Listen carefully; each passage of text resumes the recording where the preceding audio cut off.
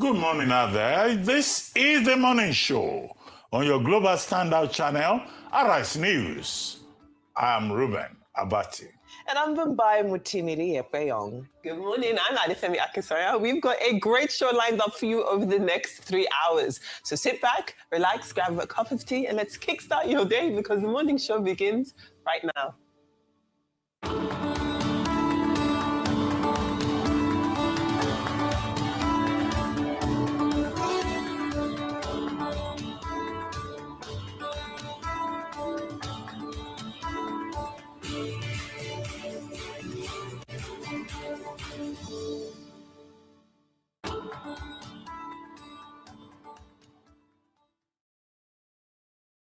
The PDP is still alive, strong, and resilient. Those were the words of former President Goodluck Jonathan during a visit of the national chairman of the People's Democratic Party, Kabiru Turaki, SAN, and its National Working Committee. The meeting focused on the party's reconciliation process and strategic repositioning ahead of the 2027 general election.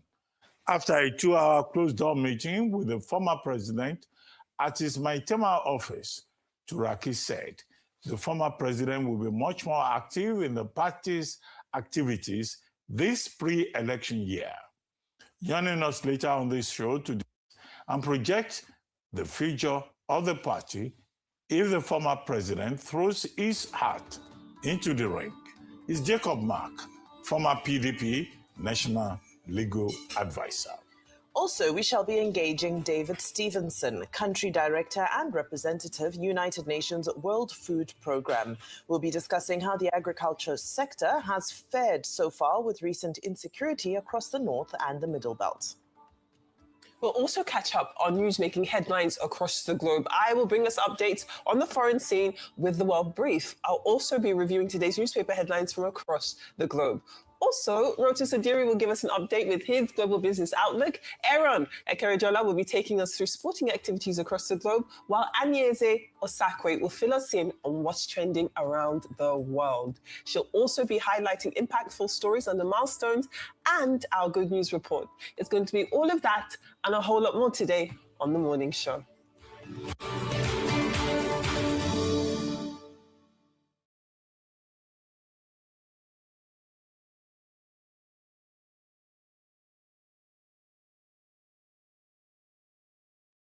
All right, welcome back to the morning show here on Arise News. It's now time to take a look at news stories making headlines around the globe.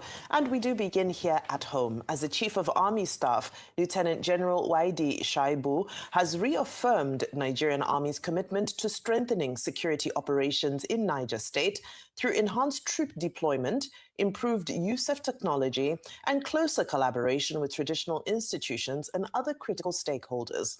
The visit was part of the COAS's operational tour of the terror-ravaged state, where kidnapping and relentless violence by bandits and other criminal elements had of late become a regular occurrence. Shaibu's visit aimed to review the prevailing security situation. Now, this comes after 5 people were said to have lost their lives when bandits attacked Old National Park Service, that's NPS office in Oloka Orire, local government area of Oyo State. Meanwhile, the police says that it has foiled a planned kidnapping of children in the Kasuwa Magani area of Kaduna State, following actionable intelligence received. Acting on the tip-off, the divisional police officer of Kasuwa Magani mobilized operatives to the area where the suspects were engaged and repelled. Parading the suspects and victims, the Kaduna State Police Command confirmed that 76 boys and girls aged between 7 and 20 were rescued unharmed during the operation, while 3 suspects were arrested. Preliminary investigations indicate that the suspects were transporting the children to different parts of the country for child labor and domestic work. The suspects are currently in custody as investigations continue to identify other accomplices, while the rescued children are awaiting reunification with their parents or guardians. Now, to news relating with geopolitics. The US has introduced new travel restrictions that could require Nigerians applying for B1, B2, and business visas to post bonds of up to $15,000. According to information published on the website of the US Department of State, the payment of a bond does not guarantee visa issuance, adding that fees paid without the direction of a consular officer will not be refunded. Visa bonds are financial guarantees required for certain foreign nationals from countries classified as high risk. The implementation dates vary by country, with Nigeria's date set for January 21st of this year.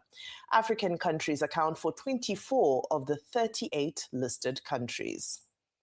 Now back to local politics, as Minister of the Federal Capital Territory, Nyesom Wike, has scolded Rivers State Governor Siminalayi Fubara, describing him as, and I quote, a bad child who lacks gratitude. Wike declared that his Rainbow Coalition will win all elective positions in the state by 2027. The Rainbow Coalition he's referring to is APC and PDP working together to produce winners in an election. He used that model in the last local government elections, where his loyalists in the APC won 20 of the 23 local governments in the state, while the PDP was allowed to win just 3 local governments. Still on local politics, the vice presidential candidate of Labour Party in the 2023 elections, Dati Baba Ahmed, has given a hint about his possible participation in the 2027 election on the platform of the party. He said he harbors no grudge against Peter Obi for leaving the Labour Party, a platform which he said gave them an opportunity to garner at least 6 million votes. Baba Ahmed addressed party supporters at the party's national headquarters in Abuja.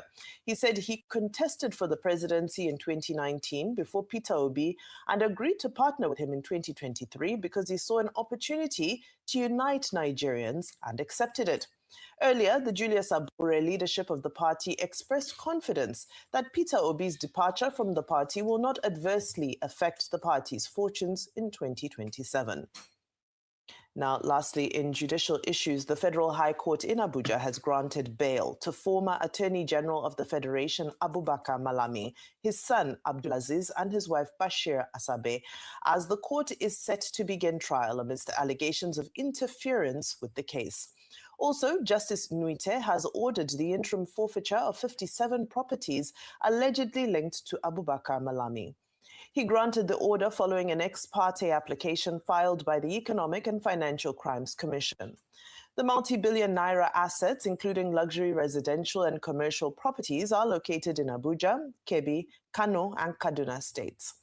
Although the ruling was delivered on Tuesday, a certified true copy was obtained on Wednesday. The judge directed that the order should be published in a national daily, inviting anyone with interest in the properties to show cause within 14 days why a final forfeiture order should not be made. The case was adjourned to January 27 for a report on compliance. Now we move to strike action, as resident doctors across Nigeria will resume a total, indefinite, and comprehensive strike from 12 a.m. on Monday, January 12, 2026, following a directive by the National Association of Resident Doctors to its 91 accredited centers nationwide.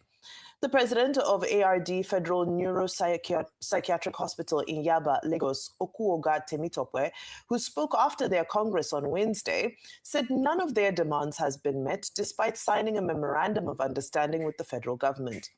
The doctors listed their unresolved issues to include the reinstatement of the Lokoja 5 doctors, unpaid salaries and allowances, delayed promotions, and partial implementation of professional allowances. These conversations are not new to the government. We keep having the same problems year in, year out. And it is even worthy of note that the previous control that was at hospital level has now been taken away to Abuja, which makes the process of upgrading doctors' salaries more bureaucratic and even slower.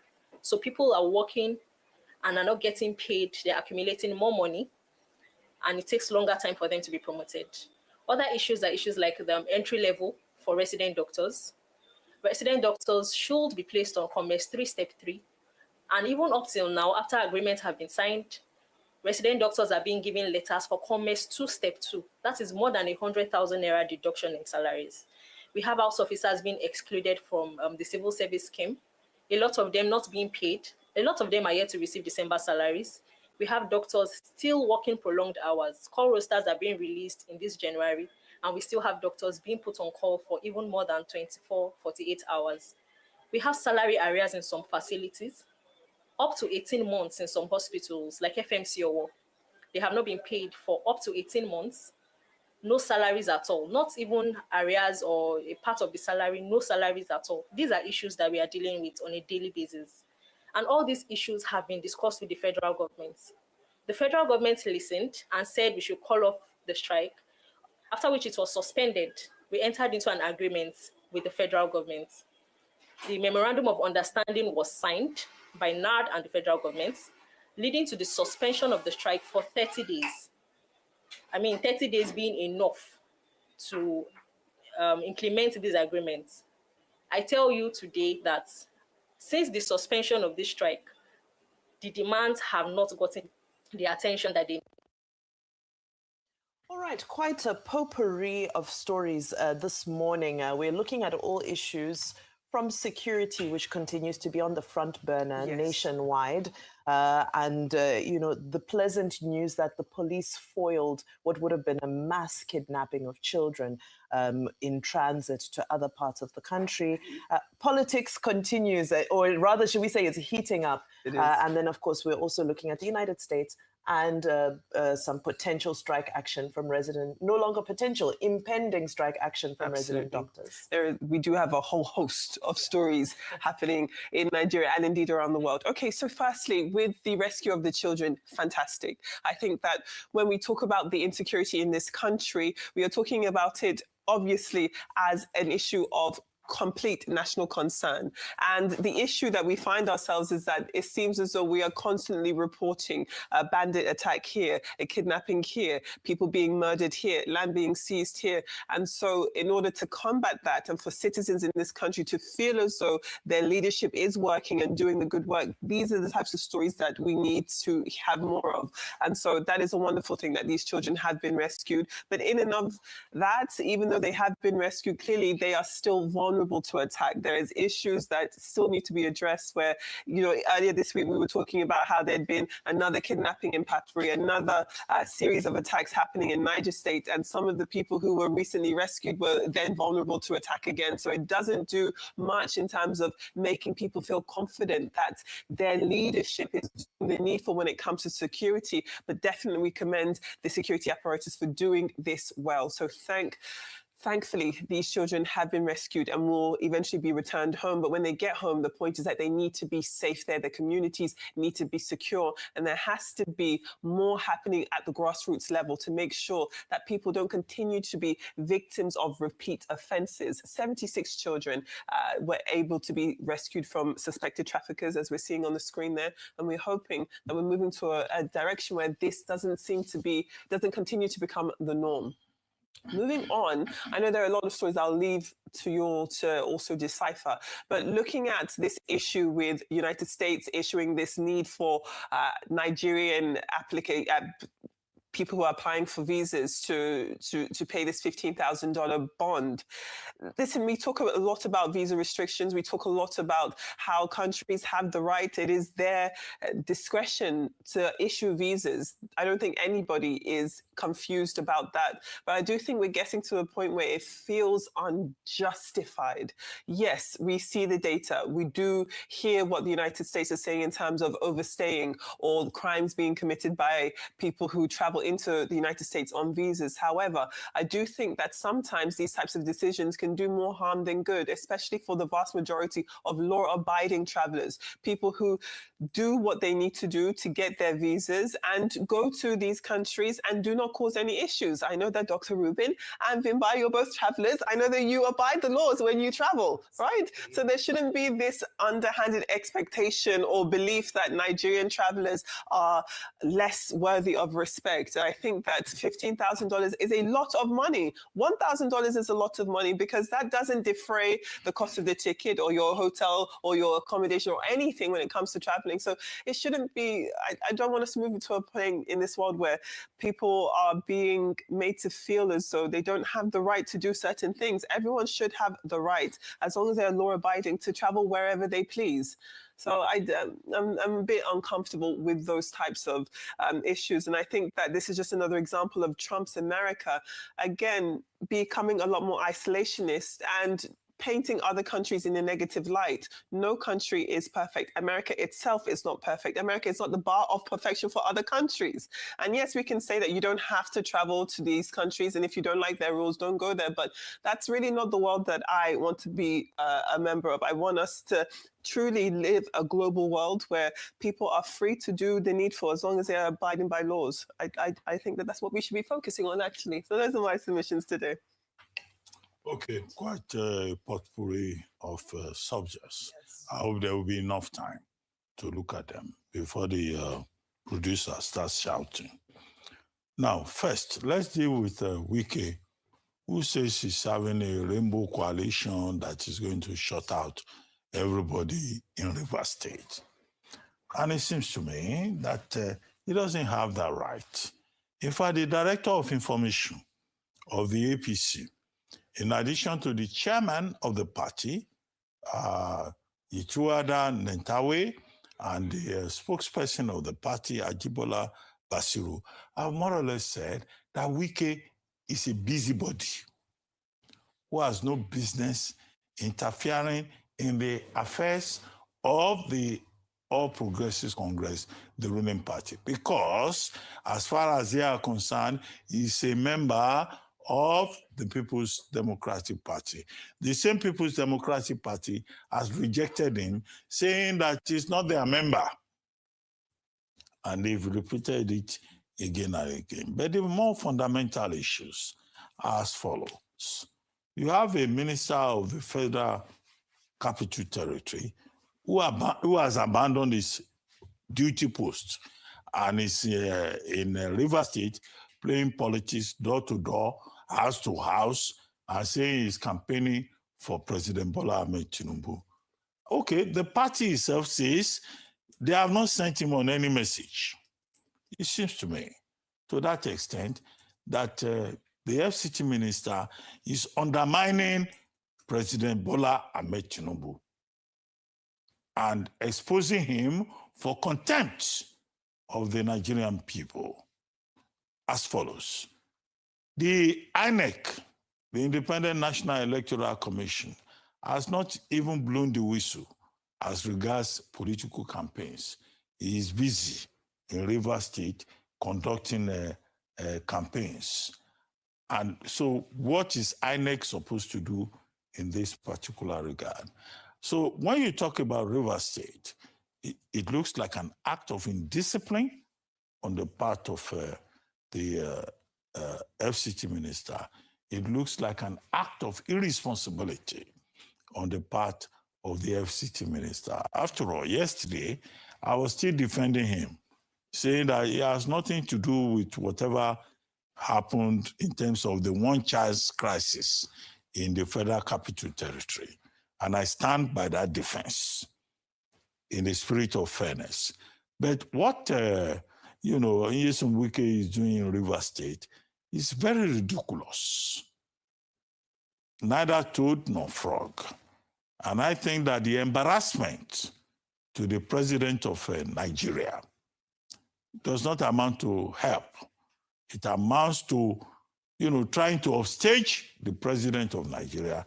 And therefore, we're not surprised that principal members of the All Progressives Congress have complained accordingly. That's the first point that I saw. As for the United States, asking for between $5,000, $15,000 as visa bond. Yes. You know that President Trump is an anti-globalist. and he has not hidden that. Whether with the operation of the Customs Enforcement Border Department or the ICE, Immigration Enforcement, in parts of the United States. The most dramatic event happening in the state of Minnesota, in the twin states of Minneapolis and St. Paul. So he's anti-globalism, he's a provincial, president. He's saying keep the non-Americans, the illegal immigrants, the fraudulent immigrants like the Somalis, as he says, keep them out. However, what is available to the 37 countries that are not being given visa bond under customary international law is what is called reciprocity. Yes. And we have seen Mali and I think Burkina Faso saying that, okay, if you don't want us in your country, we too don't want you here. So all those countries that are affected, including Nigeria, they have the option of reciprocity. If the United States says, oh, we have to pay $15,000 bond for B1, B2 visas, Nigeria can courageously, and I hope Nigeria will be courageous enough in that direction, to say that, well, this is diplomacy. We are also imposing similar sanctions on your country. So that is not a big issue. It's just about reciprocity. What was the other topic again? Oyo State. Now, in Oyo State, in the particular case of Oyo State, we are now told that, bandits, criminals, terrorists are now attacking Urire local government area, particularly the National Park Service office. And they have killed 4 guards. 1 is under critical condition, so 5 of them are affected. What does this say? It simply reminds us that, look, this issue with terrorism and banditry is spreading. And it should be a wake-up call that it's not isolated to Sokoto State or to Borno State or the North Central. It is, in fact, moving towards the Atlantic Ocean. The Oyo State government, Governor Makinde specifically says that the threat is coming from neighboring states. Those neighboring states will be Kwara, will also be probably Niger.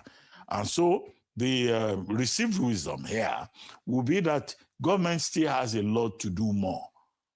It's not about asking the United States to move from Sokoto to other parts of Nigeria, because there is this question mark on that particular part of kind of intervention.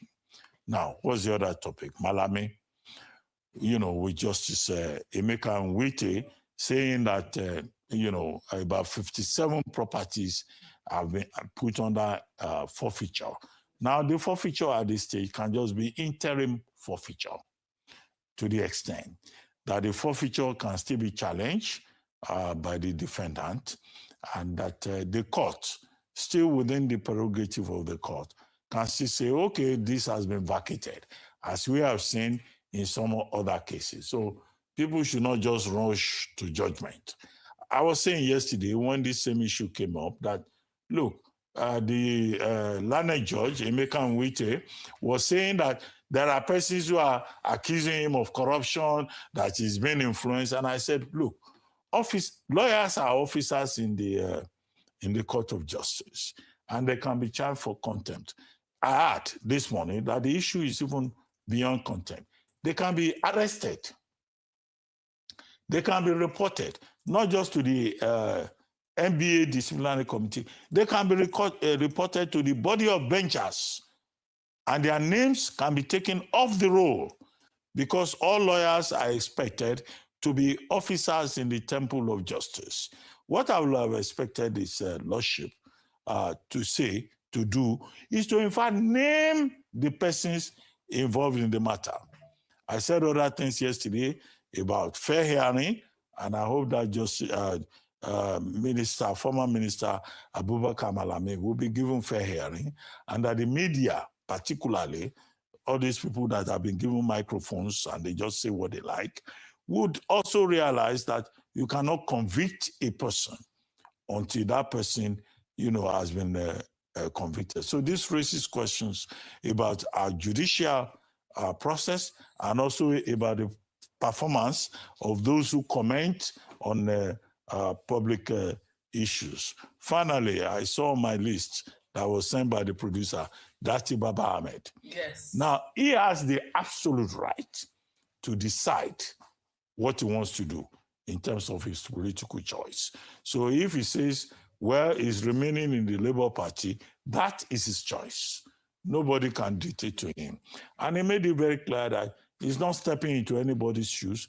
He has been in politics even as far back as the 2019-2018 process, and that nobody should think because Mr. Peter Obi has now ported to the ADC that he will follow him. He says he's not following. He will remain in the party. That is within his constitutional right, and people should respect that in terms of the choice that he has made. However, the final point that should be made is still about Rivers State and other people who are campaigning. The Independent National Electoral Commission has not asked anybody to campaign. So who are these people who are campaigning all over the place, whether it's in Rivers or elsewhere? So there must be a structure in place that can sanction those people, because such persons are not above the laws of Nigeria. There's an INEC timetable which has not even been announced. So I think it's preposterous. It is also offensive. It is an act of indiscipline for anybody in whatever party to keep saying, this is my ambition, this is who I'm campaigning for. That is a violation of the democratic process. And such persons who engage in such acts in any part of the country should be sanctioned.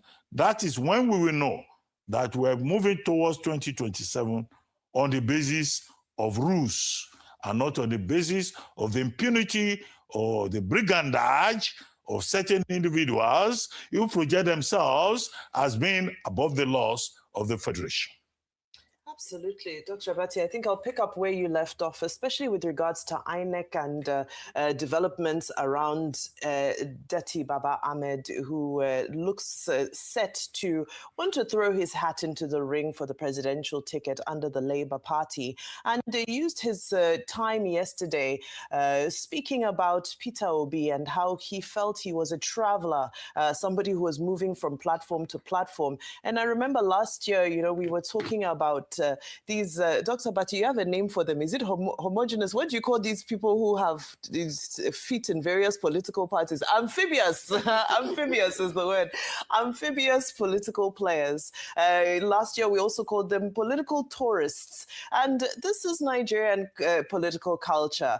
So for Dati Baba Ahmed to use this, well, under normal circumstances, if we are to look at political philosophy and how the game of politics and going from politics and transitioning to governance is supposed to be played, absolutely, we would want to see more ideology and less, bed hopping from party to party. However, this is the nature of the game. There's a lot of cult personality politics that plays, Machiavellian politics, strongman politics, godfatherism is the name of the game. I think it is an honorable thing for Dati Baba Ahmed to call it out, but I think that is so deeply entrenched in the political culture, and people are so endeared to the individuals that they follow, that they will follow them anywhere if they choose to do so.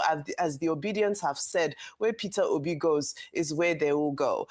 And now that takes me to Nyesom Wike and the declaration of this Rainbow Coalition in Rivers State, where he says that it has not been done before, not at a state level anyway, and that he thinks that it's a gamble that is worth taking. So ultimately, he's saying that he has control of various structures in APC. He has control of various structures in the PDP. If you remember at the outing in Oyigbo, I believe it was, he had the APC chairman, state chairman with him. He had the PDP state chairman with him. So he is doing a show of force, and he is showing people that, well, I have control of structures of any of the parties. So all the parties can say what they like to me. However, ultimately, It's a reminder that the politics that is being played currently in Nigeria is a Machiavellian politics where the ends justifies the means. And as long as you have the muscle, the financial muscle, the influence capital to be able to pull support, you will be able to achieve your means. Because at the end of the day, power is defined as the ability to create intended effects. And this power is always shown on the campaign trail where we see people pulling without ideology, but with all influence and ability to create the intended outcome. It's a gamble, but let's see if it pays off for Nyesom Wike. However, the challenge for APC now, the challenge for APC is internal party discipline. We've seen this strategy from Nyesom Wike play out in the PDP, and what made the PDP crumble, so to speak. It's not dead and buried, but what's made it disintegrate to the level that it is now is the fact that internal party mechanisms were unable to discipline those players that played along with this game that Nyesom Wike played, or shall I call it the strategy. Within the APC, does the political will to institute party discipline should the need arise, does that political will exist? So we're now going to wait and see whether the presidency, because now he keeps saying he will report to the president. So it seems that the buck stops at the president's table as far as Nyesom Wike is concerned. He has a direct line to that, to the seat of power. So will there be a tolerance for this anti-party, inter-party, amphibious, political tourist activity in the name of a rainbow coalition? Is that the value of Rivers State, that we're prepared to play that game and make an exception? And will it influence other states as well, who now say, well, after all, we're all the same people who are jumping from party to party. So let's just decide how we share the spoils of war, so to speak, when we reach political offices. So I think it's an important strategy to watch and observe, because as we'd said earlier in the week, there are going to be several people disgruntled from all parties, PDP, APC, ADC, and we're going to start seeing more of this after primaries, because many people will not get what they want to get. And it is impossible for one party or one administration to reward everybody. There will be disgruntled people. So let's see where the chips will fall. Well, I'm being told there's 30 seconds. Let's quickly go to the US visa bond, where earlier in the week, Donald Trump had released a list of countries that are most dependent, that have immigrants that are most dependent on United States social welfare. Nigeria ranked 93rd, which was relatively low. In his statement, he said 1 in 3 Nigerian immigrants resident in the United States are accessing social welfare. And he's saying that, well, all of these immigrants that are in the United States are putting pressure on Americans who need access to social welfare. But what I found peculiar about this list is that it had Zaire. I don't remember the last time a country called Zaire existed on the African continent. So this now calls into doubt the statistics and the credibility of this list, where he's saying that 1 in 3 Nigerian immigrants is on the American social benefits list. As I round up very quickly, my time is up. To the Chief of Army Staff, who is currently on a nationwide tour, which is very much welcome. I like that he took some time out to spend time with the Etsu Nupe and encouraging the role of traditional leaders in our security architecture. And it makes the argument resurface, the debate resurface about whether there is a role for our traditional leaders in the Constitution, especially where security architecture is concerned. Because if we remember, Lakurawa, the terrorist group, emerged as a result of being invited by local groups who felt they needed their protection. So if you have the buy-in from traditional rulers, maybe some of these issues can be stamped out. And as I round up, the police and the 76 children rescued who were headed for potential trafficking, it's important for us to see that police are stepping in. It has been army, army, army, and we thank the army. But it's good to see a headline that says police are intercepting bandits. And this is why we continue to urge all those policemen who are still loitering around VIPs, even after the presidential order. We know them. Some of them are wearing mufti. Please, let them be removed from the VIPs and let them continue to do the good work of ensuring Nigeria is safe. On that note, it's time for a short break on the morning show. When we return, Adefemi Akinsanya, sitting here next to me, will bring us the world brief and review top stories in today's papers. Do stay with us.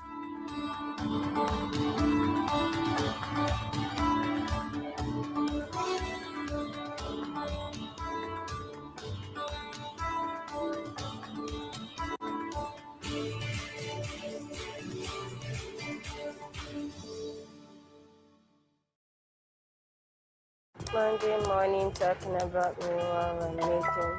Starting and growing a business can be tough, Debits? especially No. with insufficient funds. This business is becoming too expensive. My children need to start feeding me. These figures are not smart. At Axis Bank, we love SMEs, from business loans to flexible cost savings account. We've got the solutions to help your business thrive. With our Diamond Business Advantage account, you can easily access financial support, business tools for growth, business loans, and opportunities to meet and interact with other business owners. Dream big and elevate your business to the next level. To learn more, visit www.axisbankplc.com/business/SME-banking or walk into any of our branches to get started.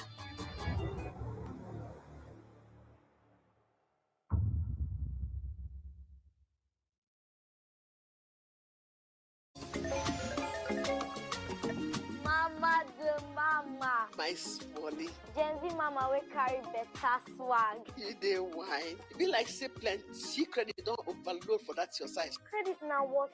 You say no now. Glow Talk Master. My little lioness. When they retire senior lions. I dey make one better dress where you go wear for these holidays. When I land them, I go finish you with plenty kisses. Who you dey kiss they finish on my credit there? Who be this? Mr. Man. Mama. Why they disturb us now? You almost give me heart attack. Feel like say you never hear about Glow Talk Master. We get free data. Let's video call her. Ah. Hi, grandma. Free on Glow Talk Master. Talk for 6 minutes and get 6 minutes free. Plus 15 megabytes of data free. Simply dial *606#. 2,000 naira for new customers. 1,000 naira for voice. 1,000 naira for data. Solar energy has improved the lives of Nigerians in the sense that we can have a cleaner environment and thereby preserving the earth for future generations. Our mission is to ensure we develop and deliver locally acceptable, contemporary, and innovative solutions in partnership with global organizations to ensure that we become the first and the trusted choice for Nigerians. So the option of having a solar solution at just 30% equity already ensures that you have money back in your pocket, because then you can then pay on a monthly basis over a period of time, which, if you compare with the fact that you're also paying grid, is actually more affordable over a period of time. Then you can have your access to power under your control at every point in time for up to 10 years.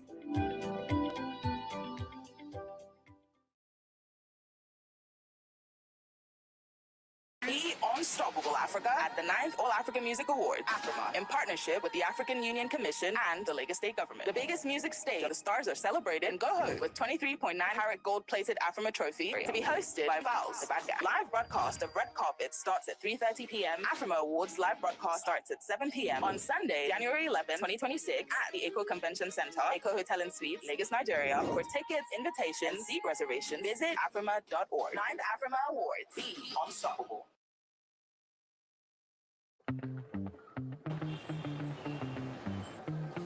Every business creates data.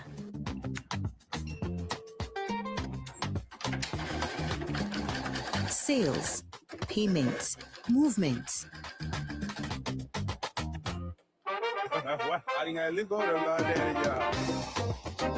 Sparkle turns activity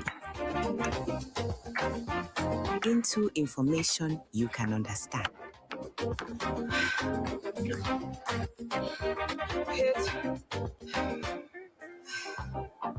And insights you can act on.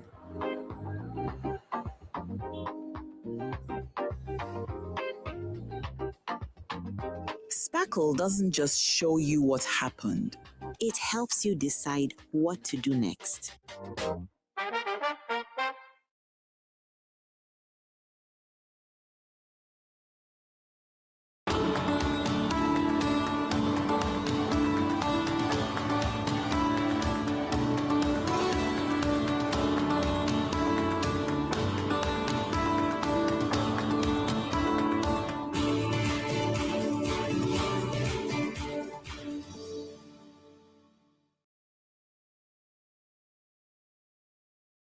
Welcome back to the morning show here on Arise News. It's time now for the World Brief and a review of some of the headlines from today's newspapers from around the world.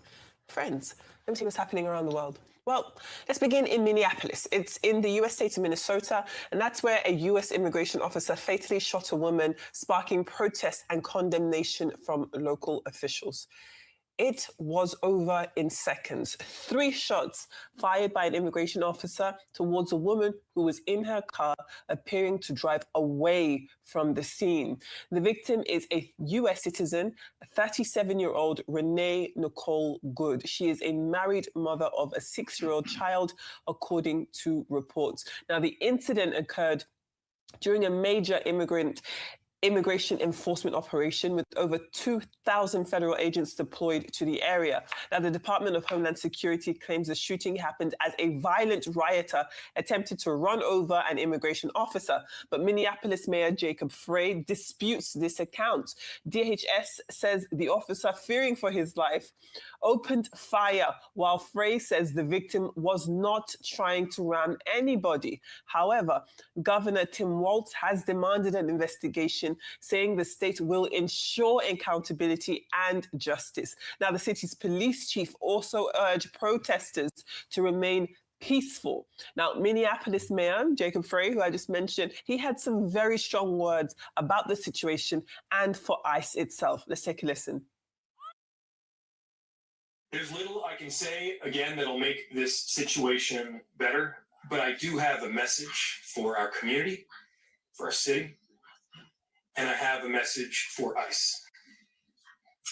To ICE, get out of Minneapolis. We do not want you here.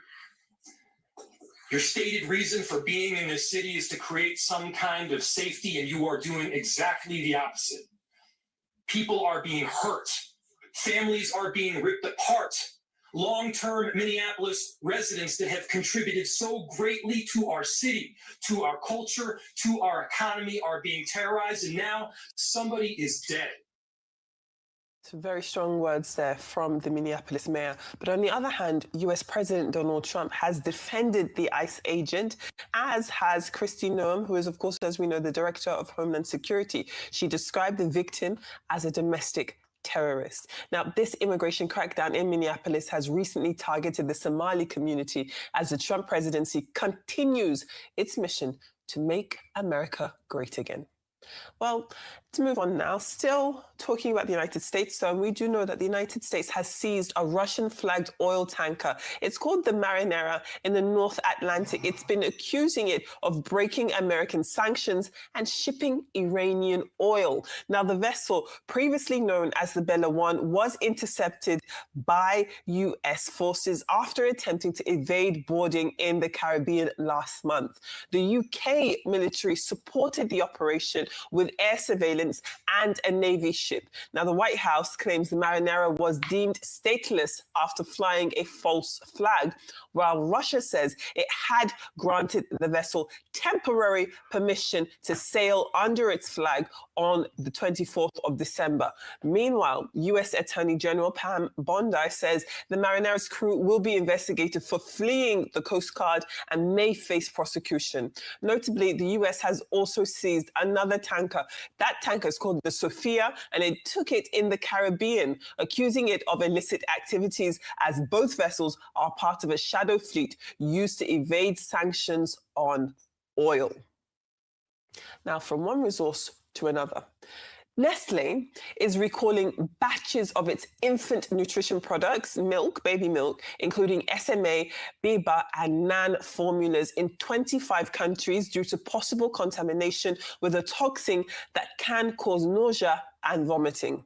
Now, the recall, which began in December, affects products sold across Europe, Turkey, Argentina, the entirety of Africa, the Americas, and Asia. However, no illnesses have been confirmed in connection with the recalled products, so it hasn't been publicly reported as yet. Now, the toxin cereulide is produced by some strains of the Bacillus cereus and can cause food poisoning symptoms, including vomiting and stomach cramps. Nestle says it identified the potential risk at one factory in the Netherlands and is working to minimize supply disruption. Notably, Austria's health ministry says the recall is the largest in Nestle history, affecting over 8,000 products from more than 10 factories. Meanwhile, Nestle is ramping up production using alternative suppliers and accelerating release of unaffected products to maintain supply. Well, those were our World Brief stories. Before we start our discussion, let's take a look at our newspaper headlines from across the globe. As ever, we begin here in Nigeria with This Day. And This Day leads with the reports that the United States has, issued this visa bond requirement for Nigerians and nationals of 37 countries. Affected B1 and B2 visa applicants will be required to pay a bond between $5,000 and $15,000, depending on assessment. The payment is refundable if visa conditions are met, but it does not guarantee visa approval, as applications may still be denied after payment. The policy takes effect for Nigerians from the 21st of January 2026. Now, This Day also reports that the Chief of Army Staff, Lieutenant General Waidi Shaibu, toured Niger State, pledging more troops, technology, and collaboration with traditional rulers to tackle insecurity. That's as at least 9 people were killed by suspected bandits and herdsmen in Oyo, several people in Benue and Niger states too. Meanwhile, police rescued 76 children from a kidnap plot in Kaduna and Niger states, extended school closures in its northern zone over security concerns. We've got a double whammy now. We've got the Daily Trust and the Daily Independent side by side. Both of those papers report that a federal high court judge, Justice Emeka Nwite, has disclosed attempts to bribe him over the EFCC case against former Attorney General of the Federation, Abubakar Malami, his wife and son, warning that any effort to compromise him would be resisted. The court granted them each 500 million naira bail, ordered Malami's temporary remand pending bail conditions, and separately approved the interim forfeiture of 57 properties worth about 213 billion naira, allegedly linked to Malami and his sons. Now, the Daily Independent reports that the ICPC will continue probing former NMDPR boss Farouk Ahmed, despite Aliko Dangote withdrawing his corruption petition. The commission says investigations had already begun and will proceed in the interest of transparency and accountability. Let's take a look at the Punch. The Punch reports that under the new VAT formula starting on January 2026, Nigeria's 36 states are set to receive an estimated 5.07 trillion naira from value-added tax VAT. That's up from 3.47 trillion in 2025. That's as the federal government's share drops from 15% to 10%. Local governments will continue to receive 35%. The reform, which is part of the 2026-2028 medium-term expenditure framework, also affects stamp duty revenues, increasing states' share from 250.84 billion naira in 2026. Now, the VAT pool grows. While it does grow, the IMF and Nigerian Economic Summit Group warn that maintaining the current VAT rate could reduce federal revenue, but the reform strengthens fiscal federalism by giving subnational governments a larger share of consumption-driven taxes. Now, let's take a look at the New Telegraph. Meanwhile, the New Telegraph does report that the NLC has slammed the federal government's new tax laws and rising borrowings, warning that policies made without Labour's inputs are worsening poverty and undermining democracy. Moving on to the Vanguard, and we're back to talking politics. The PDP intends to hold talks with former presidential candidates Atiku Abubakar and Peter Obi to form a stronger opposition ahead of the 2027 elections. However, Atiku's camp insists he remains committed to the ADC, while the Obedient Movement says the PDP's internal crises make it unlikely Obi would return. Now, let's take a look at our UK papers. The Daily Telegraph has Conservative leader Kemi Badenoch promising to abolish business rates for thousands of pubs, which are under threat from a push to lower the drink driving limit.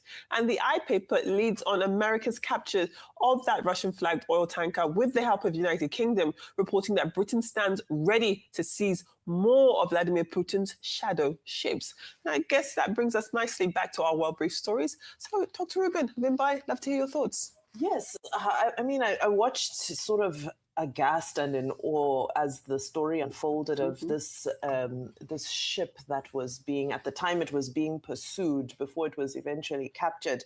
And unfortunately now, because we're in the era of AI, when you see certain videos online, you no longer know which is the real representation of what happened and which is the AI version of it. However, there were several dramatic videos that played out online to illustrate what happened or what could have possibly happened. Now, when you follow the journey of this Marinera, which had initially started as the Bella 1 from Iran, and it went in through the Bab el-Mandeb, Strait of Hormuz, which is, of course, that strategic area that we made reference to. I believe Dr. Abati made reference to it yesterday when we were talking about Somaliland, the Horn of Africa, going around Yemen, going through the Middle East, Suez Canal, Red Sea, and that's the journey it took before, bursting out through the Mediterranean Sea to the Atlantic and heading down towards Venezuela before being repelled by the U.S. blockade, doing a U-turn.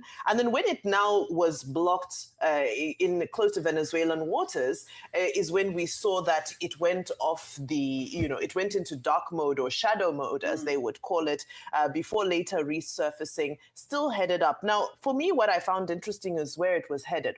So it was headed to what is called the GI-UK gap, which is the Greenland-Iceland-UK gap. This is a piece of maritime and airspace that is hugely, hugely strategic and valuable when it comes to Russian and NATO military movements, because this is the corridor that, especially if Russia wants to move anything, they need this corridor, whether it be submarines and so forth. And there were some reports that this ship was protected by Russian submarines. But the question is, if there were Russian submarines escorting it, why didn't they react to the action that was taking place at the time? So, I believe that this is still a developing story, because I think it would be naive for us to believe that Russia, if truly this is a Russian vessel, because again, the reports are still vague. I know the media have gone on to declare that it's Russian, but some people are saying Russian flagged. But will there be a response? Will there be retaliation? On the United States front, what we know that following this, Donald Trump made an announcement that the US defense budget for 2027, he hopes, because the 2026 one hasn't even been passed yet. However, he says that it will jump up by 50%. For the first time in history, we will see a US defense spend of 1.5 trillion US dollars. Now, this is also juxtaposed to what happened in the House of Commons yesterday with Keir Starmer also saying that he's also about to make a defense increase in his own budget, which will surpass anything we've seen since the Cold War. So in all intents and purposes, there is an arms race currently going on with the global powers battling to see how they can increase their military spending. How does this end? It's concerning because everybody is preparing for war. Very quickly on there was a story of Oyo. I think we just need to continue to pay attention to, as the fight against insurgency is happening in some parts of the country, to make sure that those people are not being repelled into other parts areas, of the country, especially moving south and west. Okay, let me start with the issue in the North Atlantic, where the American troops boarded the Marinera, and also in the Caribbean, where they boarded the MVT Sofia, which they said are shadow fleet carrying Venezuelan oil and also Iranian oil. You must note that this is coming against the backdrop of the attack on Venezuela, the seizure, capture, extraordinary rendition of the president of Venezuela and his wife, and also the blockade of the coastal corridor leading to Venezuela. Now, the issue about the reaction, America is saying that any vessel carrying any sanctioned illegal, product, crude oil, anywhere in the world will be seized by America if it is, associated with Venezuela. The same Venezuela that America is planning to steal up to about 30 million, 50 million barrels of crude oil worth about 2 billion. So in this particular case, you have this latest incident. There have been reactions. Now, Russia is saying that under international law, if a vessel is, flying the flag of a country, and that in their particular case, their flag was sanctioned with particular reference to the Menanrera, and that all the Russian crew on that vessel should be allowed to return to the country and that nothing must happen to them. And this is the geopolitical tension. Yesterday, I had said that the Russian foreign ministry spokesperson had also said that Russia has significant interest in Venezuela and that they do not expect that to be affected in one way or the other. So this is the thing about no, I've not even started speaking. Sorry, Dr. Ogunga. Yeah, so this is the thing about, the global tension that we talk about. So, but the US, the Congress, is going to meet next week to talk about the War Powers Resolution, which is a discussion around the powers of the Congress, to allow the President of the United States to act one way or the other. But the relevant thing here that the Russians are talking about is Article 2, Sub 4 of the of UNCLOS, which is the law of the sea, and also the UN Charter, Article 2.4 of the UN Charter, saying that no country can use force against another country in the international waters. You have territorial waters, yes. You have the ICs, which is the common heritage of mankind. So these are the some of the international issues that are related in this regard. As for the crisis in the state of Minnesota, now, okay, the lady that was killed, Miss Good, right? Now, you see that there's a clampdown. They call it Operation Metro Surge. After President Trump decided to descend on, one, the Somali population in the twin cities of Minneapolis and St. Paul, accusing them of welfare fraud. Now the Homeland Security and also ICE and also Border Patrol, they are having their biggest operation in the state of Minnesota. 2,000 additional federal agents have been deployed to that state, to such an extent that people living in the state of Minnesota can't even go to grocery stores anymore. They can't even go out publicly so that they won't be abducted and classified as illegal migrants. That is the context in this particular case. President Trump is also fighting Ilhan Omar, the Somali representative in Congress. And also, you now have this division between Republicans and Democrats about whether there's welfare service fraud in the state of Minnesota or not, and whether Somalians are fraudulent people or not, and whether indeed these illegal immigrants should be ported out of the United States. But the irony is that most of the Somali migrants in that state, they are US citizens. It's not been disclosed yet whether Ms. Good is a Somali or not. But there's a state of anxiety in the state of Minnesota where ICE is having its largest operation. And it's a reflection of President Trump's anti-globalism, anti-immigrant policies. But we're told that the FBI is already investigating this particular incident. But there's division, not just in Minnesota, but also in New York, in New Orleans, between Republicans and Democrats on this issue of keep out illegal immigrants. So America, under Trump, is not just fighting within the country, it's also fighting outside. And it is therefore not surprising that the same President Trump is saying defense spending must be ramped up, and that defense companies, arms manufacturing companies that do not ramp up their budgets and activities would, have reduced federal funding, and that pay for executives, particularly in some of the companies like Calteon, should be reduced. So you have this insularity, this provincialism, creating problems even within American borders itself. Thank you, Dr. Rubin. Thank you, guys. Thank you, Adefemi. I'm about to say see you later. So, no. Right here with us for the long haul. We'll take a short break now. When we return, we'll have Ruta Sodiri to give us updates on global business activities. Do stay with us.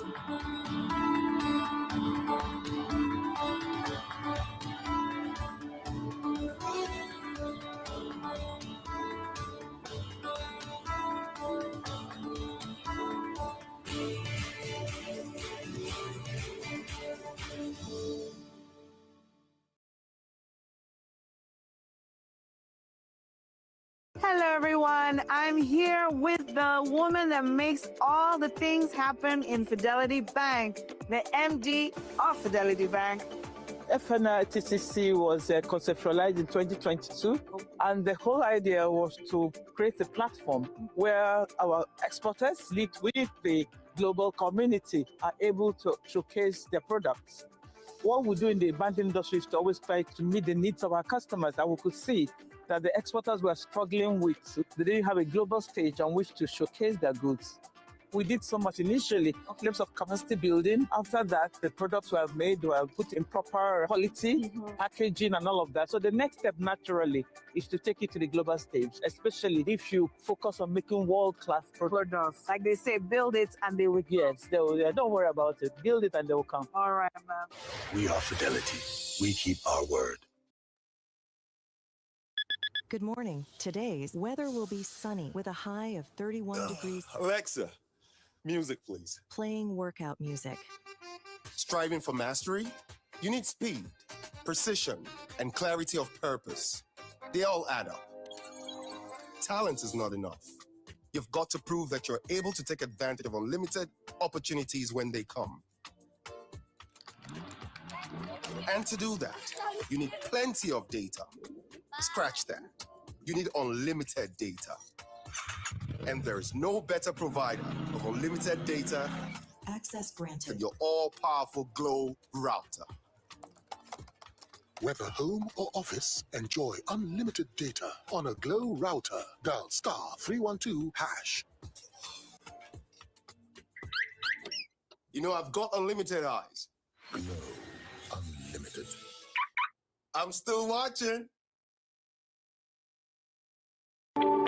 In most parts of the world, girl child are not recognized in the family. I hope all this problem holding down a girl child did not hold me down.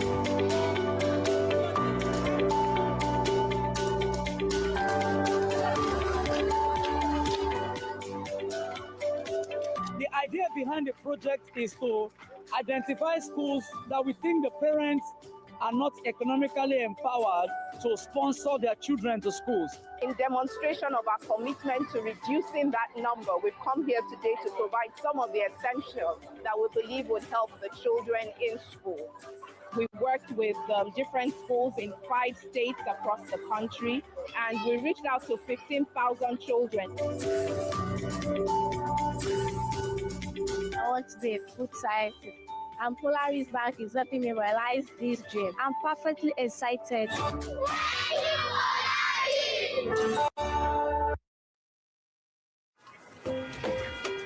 My baba, they always say, for market, every day gets your own wahala. Sometimes people go on scam you. But Baba say, no be by gra. You must cool down, dey sharp. Because with OPay payment, your money go enter sharp, no story. But inside market, anything fit happen. One day, we no see phone again. My Baba remember OPay USSD lock, dial *955*131#. Baba press and lock account. From market woman to driver, from small boy to big man. Now OPay, they protect people like us. My Baba fit sell, press phone, collect POS, and still they teach me price. And when they don't tire, go just tap OPay night guard. We no fear for this our hustle life. Now OPay be the people payment shield.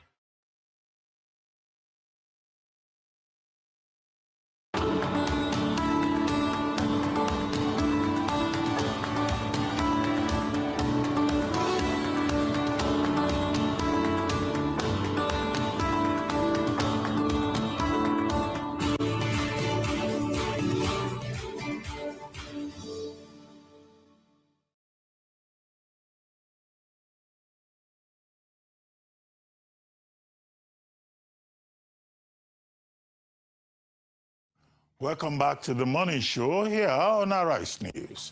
Now for global business updates, Rotus Odiri joins us. Good morning, Rotus. Good morning, Dr. Basti. Good morning, Ayo. Ayo. Ayo, happy birthday. Happy birthday, Ayo. Vimbai Adefemi, good morning to you all. I wouldn't accept it. Face the wall and raise your hands.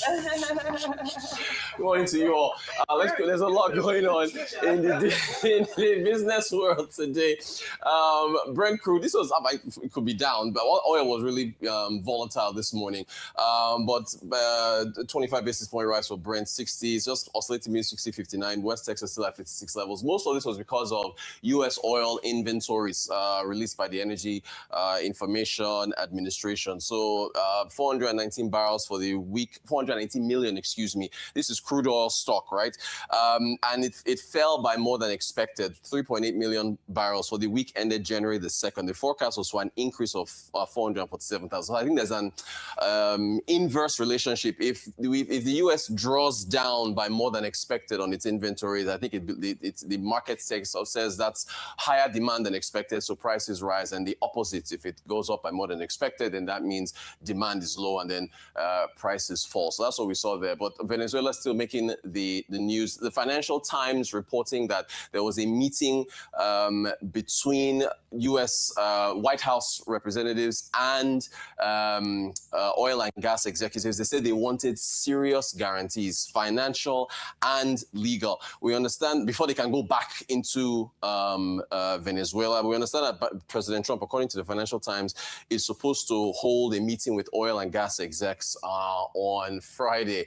There's been a lot of colorful language over the last 24 hours from Minnesota to here. So this was an anonymous private equity investor who apparently specializes in energy that spoke to the Financial Times. Don't know who it is, but it says no one wants to go in there, that's Venezuela, when a random bleep tweets can change the entire foreign policy of the country. And look, really, honestly, I don't know. I'll see how this works. It's just really sketchy. And even oil prices are falling. So you have to look at least for the upstream folks, what the incentive will be to go into Venezuela. Meanwhile, poly markets, I don't know if you guys saw this story. Someone bet $32,000 the night before, this was, I think, Friday night, the night before Maduro was captured. Someone bet $32,000 on Polymarket. Polymarket, you can bet on whether I'll sneeze in the next 5 minutes or so. All types of random bets there. Anyway, they bet $32,000 that he will be out of office by January the 31st. And I know there were those, is it the Polynesian folks on an island that forecast this? But hours later, he was captured, and the person made over $400,000. I think it was $436,000 on the bet. People are questioning whether it was insider trading, somebody within the White House that knew about the operation, or it was just pure luck. Moving from there, Asian markets are bearish. The bullish momentum we saw to start the year looks like it's falling. However, this is the Kospi Samsung, which was oscillating between gains and losses this morning, just barely up by 0.3%, so is it 0.03% there. Samsung released an earnings forecast saying that because of high demand for its chips, particularly for artificial intelligence, its operating profit, this is in won, so 20 trillion won. It's forecasting fourth quarter for 2025 is going to be at about $13.8 billion. Why this is pretty big is that the forecast was for 18 trillion won, and the year before it was 6.4. So I mean that's almost like a threefold increase in chips. I mean, they're going to give us a more detailed earnings report at the end of January. We'll see how they've done with phones. In fact, I think they released a new triple foldable phone at CES. But Samsung, again, they make up such a healthy part of the Kospi in Korea. So they were up. I think SK Hynix was up as well. Moving on from there. Some more updates from the Consumer Electronics Show in Las Vegas. Anti-Gravity, they are spun out of a Chinese company. They have this 360 drone. You can see this goggles here this gentleman is wearing. The drone apparently gives you a full 360 view regardless of which direction the drone is traveling. If you've operated drones, flying a drone is like flying a camera.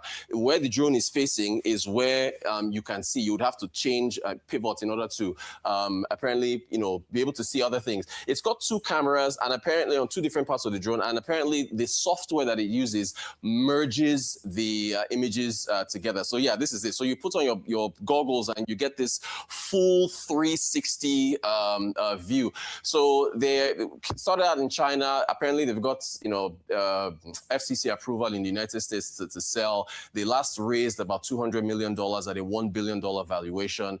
They say they are going to list sometime in the future in the US market. DJI, of course, is the leader in this space. So they're looking to challenge them, but they're making a lot. And if you're a content creator, we use drones here, for our footage and stuff. So be a content creator, media, lots of use here with this particular drone where you actually don't have to change direction. Then robots were, of course, a part of the news there. This is I think SwitchBot released this robot. It's a household robot. You can see it putting toast on a plate there, and it uses something called VLA. I think it's visual language ability or so, or visual language auditing. But that essentially allows the robot to take account of what's going on, what time you get home, what time you and the kids go out to play, which has some privacy issues. You can see, washing a window or wiping a window here and so on and so forth. But this is on the household side. On the industrial, by the way, this has wheels and it can't climb stairs. On the industrial side, look at this. This is a 6'2" Atlas robot from Boston Dynamics. It is working in a factory. They also showed this off at CES. It doesn't get tired. It doesn't get sick. It doesn't need healthcare. It can lift pretty, heavy weights. Look at that, 50 kg. That's like a bag of rice, I think. And Boston Dynamics is saying that this is an upgrade from the prior robots. And look at this stop here although this is CGI, while this person walks by. Security. So there was a lot of talk at CES about artificial intelligence, autonomous, also with the driving. We talked about Mercedes on Monday and the new chip that they were using they're going to be using from NVIDIA. I think going on to inflation, look at Ghana. Ghana's inflation, maybe if viewers can see this, I think the orange line is food, headline is blue. Ghana's inflation now is at 5%. Even food inflation is at 4%. This time last year, December of last year, it was at 23%. We continue to see a strong CD, with food prices edging down. The Statistician General over there, Mr. Alassane Idrisu, said this steady decline signals a sustained shift towards price stability and improving macroeconomic conditions for the land of the Black Stars. And then finally, Nigeria. What else? Nigerian stocks just continuing to power forward. Seplat, Presco, I think WAPCO were some of the stocks that rose yesterday. All share index 40 basis point climb. We've now crossed 160 for the all share index. Market is up by 3.2%. A reminder, we did 51% returns in 2025. That's our updates for today. Well, oh, sorry, I forgot. I know, you're used to being on the other side. I'll just wait for the analysis too. Go on then, let's hear what you've got to say. All righty. So first of all, Ghana. Yeah. I'm going to ask a question rather than give my thoughts very quickly, so then I'll hand over. But what is it that you think Ghana are doing well in order for us to see their inflation numbers come down? And is it food inflation? Was that blue? The blue line was headline inflation coming down, yes, and then the orange was. Yeah, so gold prices have really helped Ghana a lot. Gold gave them a positive balance of payments. Gold added to their foreign exchange reserves. So that, of course, helped their exports, and it also strengthened the CD. So the stronger your currency is and the more stable your currency is, that is going to contribute to prices. I mean, look, inflation still measures rising prices. It's just this is the pace at which they are rising, much like Nigeria. I mean, we had a stable currency now for well over a year. You've seen inflation decelerate to 14%. So it's a gold story, to some extent cocoa as well, but more gold than anything else. Thank you very much. I mean, let's stay on Ghana, which I think is a formidable story and a great reset for Mahama's second-term reset agenda, as he calls it. And for me, I think what stands out is their ability to have reduced their debt from, let me just check, from 66% to 45%, 1 year in office. And I just love when we walk walk the talk, which is that he came in, he said, we're going to cut government spending, we're going to be prudent, there shall be tight fiscal policy, and he did just that, and we're seeing the effect of it. Of course, we're also seeing the fact that there was a huge, you're looking at me like, no, I'm with you. I'm okay, with you. Yeah, I'm with you. I thought you were questioning what I was saying, yes. Then, of course, food inflation, because we know, just similar to Nigeria, the food basket itself weighs heavily when it comes to being inflation drivers. And we know that whether it be plantain or tomatoes and so forth, Ghana has been able to drive down the food prices in a way that is palpable and can be felt within the markets, within the household pocket. So I think this is a great success story. But the big difference for me is that we see several governments talk the talk about being prudent and, exercising fiscal restraint. But in this case, Mahama has done it. And I hope that his second term will go down well in history and that he will be celebrated for that. Then on the consumer, next person, DJI, new drones banned from the US. So it will be interesting to see how the new drones perform, given that the United States makes up 70 to 80% of DJI's drone market. Okay, very quickly. The real question to ask about Ghana is, what lessons can Nigeria learn from Ghana? It's not about the minutiae. It's about the more fundamental issues. How are they managing their economy, that they've been able to reduce inflation, food inflation, and headline inflation to 4%. The devil is in the details. We don't have enough time. Now, you talked about the prediction markets. It's a gambling market. Okay, so the prediction market say, this will happen. Is there insider trading? Apart from the poly market that you mentioned, there's also the Kashi market. Now, but what I find more interesting is what the Kashi market is saying after the invasion of Venezuela. They are saying that we are likely to find more shocks, particularly in terms of President Trump wanting to go to Greenland, go to Panama Canal, and go to Iran. Those are things that we can look at for, apart from the ordinary expectations of those people who are in that gambling market, whether poly market or the peer or the rival, if you like, which is called the Kashi market. And now, very quickly, I think AI, which you like to talk about, there's a development there. In Hong Kong, we now have the IPO by a group called SIFU, Knowledge Something Technology, and the stock price has increased by about 10%. And, you have DeepSeek from China. So it's all about the competition within the AI space, and the Chinese seem determined to go ahead of the Americans in that regard. And finally, if I may just summarize, President Trump yesterday signed a proclamation withdrawing the United States, and this may also have implications for global business, from 35 commitments by the United States. Those withdrawals were not named, but we already know that the U.S. is withdrawing from the Paris Climate Agreement, from WTO, one way or the other, from the UNRWA, from UNESCO, and also from other commitments. And the subtext of it is that Trump is insisting that America is not interested in globalism. And if America is not interested in globalism, there will be implications for global trade, invariably.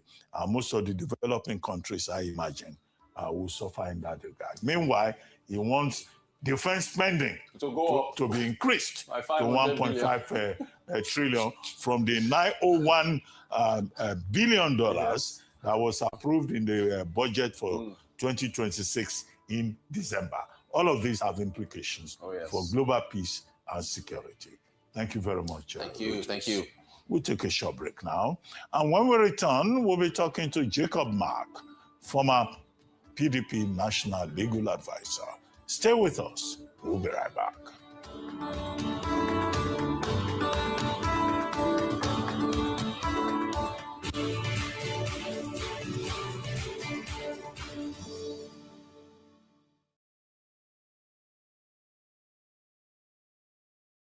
Thinking of banking in Africa? Think Zenith. In today's fast-moving, fast-changing world, you need a financial partner that understands your unique expectations. A bank digitally connected across Africa and global financial centers with the enabling platform to facilitate seamlessly whenever, wherever, however. A bank with smart financial solutions from a systemized blend of technology and human touch. For easy, fast, and secure banking that creates real value. Turning dreams into reality is now in your hands. People, technology, service. Zenith Bank, in your best interest. In the beating heart of Owerri, business never sleeps. From sunrise to sundown, the wheels keep turning. And behind the scenes, vision meets action. Governor Hope Uzodimma's leadership has turned manifestos into reality, transformations that feels like a miracle. But progress needs peace, and in Imo, it's not left to chance. From land to sky to river deep, guardians are watching, protecting dreams and opportunity. At Orashi's quiet shore, hydropower is rising, set to energize a growing economy. The change is visible. New roads emerge, industry hums, communities come alive. At the center, a digital revolution. 500,000 young minds trained each year to build the future. As Orashi rises, so does Imo and the hopes of a hard-working people. A new Imo is on the rise. And it goes to Be Unstoppable Africa at the 9th All-African Music Awards, AFRIMA, in partnership with the African Union Commission and the Lagos State Government. The biggest music stage on the continent of Africa, where the stars are celebrated, and go home with 23.9-carat gold-plated AFRIMA trophy and dazzle with electrifying performances on Sunday, January 11, 2026, at the Eco Convention Center, Eco Hotel and Suites, Lagos, Nigeria, to be hosted by multi-award-winning Nigerian star and personality Vals, and Senegalese model and broadcaster Lillian Maru. Live broadcast of Red Carpet starts at 3:30 p.m. AFRIMA Awards live broadcast starts at 7 p.m. as doors will be shut at 6:30 p.m. On Sunday, January 11, 2026, at the Eco Convention Center, Eco Hotel and Suites, Lagos, Nigeria, African music will be unleashed. Broadcast live on DSTV, GoTV, IPTV, TVC, Afro Music Pop, and to over 84 countries the world. For tickets, invitations, seat reservations, visit www.afrima.org. 9th AFRIMA Awards. Be Unstoppable.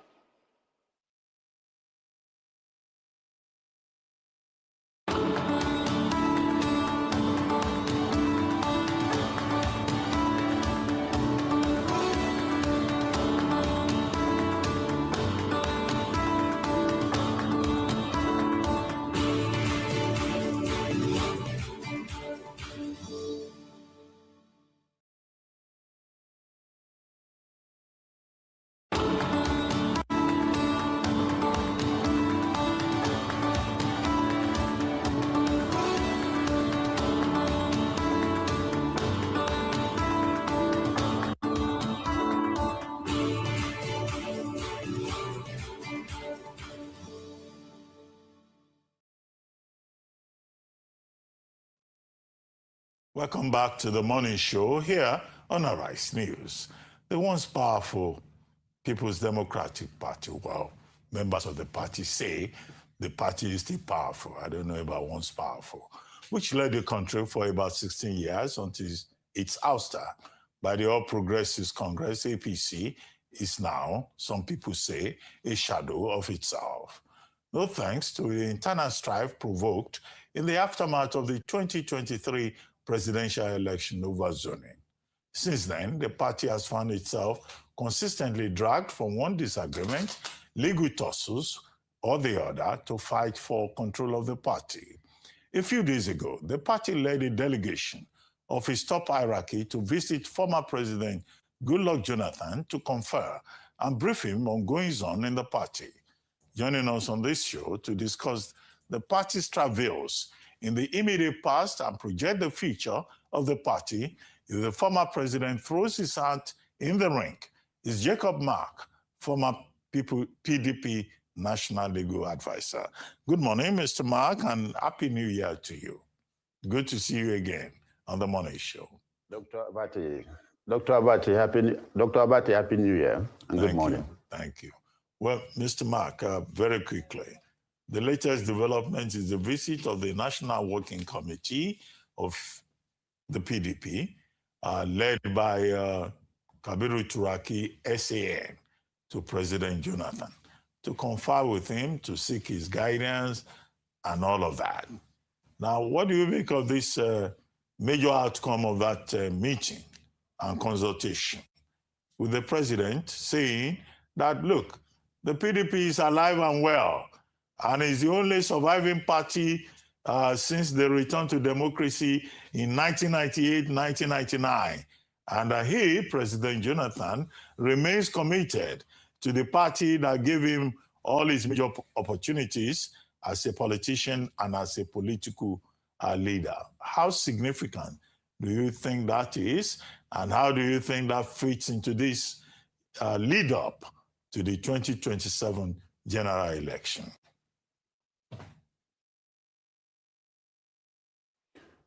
Let me say very quickly that the words of the former president are so soothing and very reassuring, because they are not coming from a riffraff. They are coming from a statesman. Those words are coming from a man recognized and respected around the globe, not just within Africa, but around the globe. And his words mean a lot to all those who mean well for this country. We live in times when people are quick to forget their roots, when decency takes the backstage, when personal interests and self-made egos take the stage. People have forgotten that they were nothing before 1999. People have forgotten the platform that made them have a microphone placed before their mouth, and now they are talking as if they are God. So when you have a statesman like that talking rightly and making correct statements, it is soothing. It is a distance far away from what is going on in the country when you have the elite, the VVIP as they call themselves, throwing away all the goodies they got from the PDP and running to one party, a party that has thrown the country into chaos, insecurity all over the place. The economy is in shambles. The ordinary Nigerian is unable to celebrate Christmas or Salah. Civil servants are unable to pay transportation to their homes after work. Children's school fees is now a matter of people are going to do DNA because they want to make sure to confirm whether they have to pay school fees for people they gave birth to. We are in trouble in this country, all because people have thrown away the ethics, the integrity that should be attached to politics. It is now just okay to think of the next election, not what the government is doing, not the position of the country, not the condition under which the country and the Nigerian people are living. Nobody is discussing that. Governance has been put to the back seat, and 2027 elections have taken the front seat. And it's a shame that people who were brought up are using their left hand to point at their father's houses. And it's a shame. It's a catastrophe. When you juxtapose this with people who were made local government chairmen, became governors, became ministers, and you find them talking as if they were born as ministers or as governors, you know that Nigeria is being taken for a ride by the elites of the Nigerian state. And it's unfortunate. So the discussions with the former president really came at the right time. And there must be a way of putting people in check. Let us mash the brakes and stop this movement to nowhere, because the Nigerian politician must respect the Nigerian people. Okay, well, it's clear you're optimistic that this meeting with the former president is something that marks the beginning of a new trajectory for the PDP. But let's look at some of the statements that have been made following this meeting. One of the comments was, of course, around the fact that we know that the majority of the issues before the PDP are now court cases? And is there an ability to resolve these issues politically? Or do you think that these court cases will have to be dragged on to their final conclusion? That's the first leg. On the second leg, yesterday, the South-South chairman of the PDP, Emmanuel Ogidi, said he will be reaching out an olive branch to Atiku Abubakar, Peter Obi. Are all these feasible and, these strategies that you think will yield any fruits? Personally, I don't believe that political cases should be resolved by courts.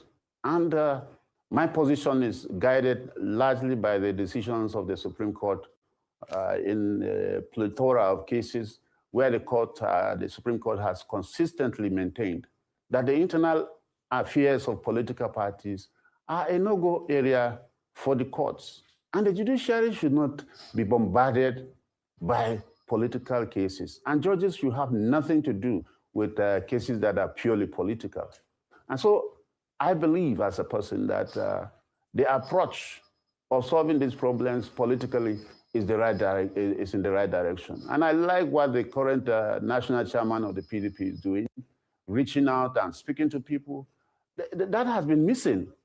When leaders elected to run political parties begin to behave like emirs and wait for people to go and kowtow and bow before them, it causes problems.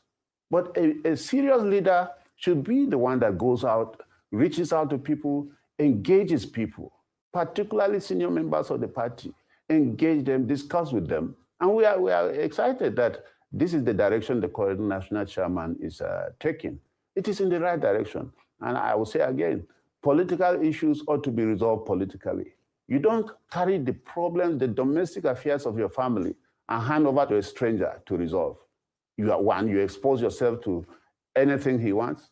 He also gets to know what you are doing in-house. He can embarrass you by giving you wrong advice or wrong decisions. And we have seen it happen, where a handful of people, like in the last NWC, 4 people out of the leadership that is made up of 21 people, 4 people have taken this whole party for a ride. Their tenure has expired. They have refused to go. They have constituted themselves into a caretaker committee. They have called people from nowhere and appointed them as BOT members, as NEC members, and they are causing problems, all because the issues were allowed to cascade and transmute to the corridors of the courts. This should not happen when leadership is properly guided and advised. So for me, the steps being taken by the current national leadership is one of the best, and it's the best that any political party should pursue. Don't take your issues to courts. The courts are not meant to run political organizations or social organizations for that matter. The Supreme Court has repeatedly said so.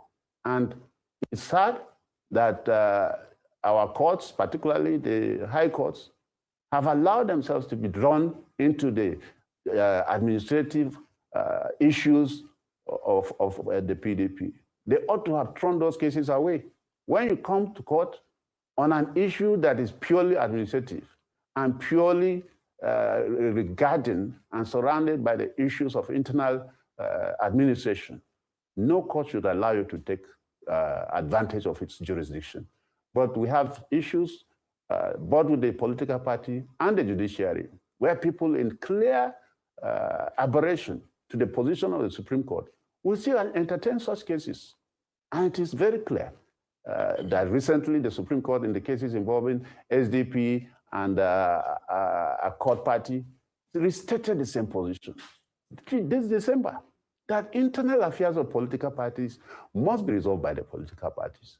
And the court should be saved from the terrible things that happen with politics.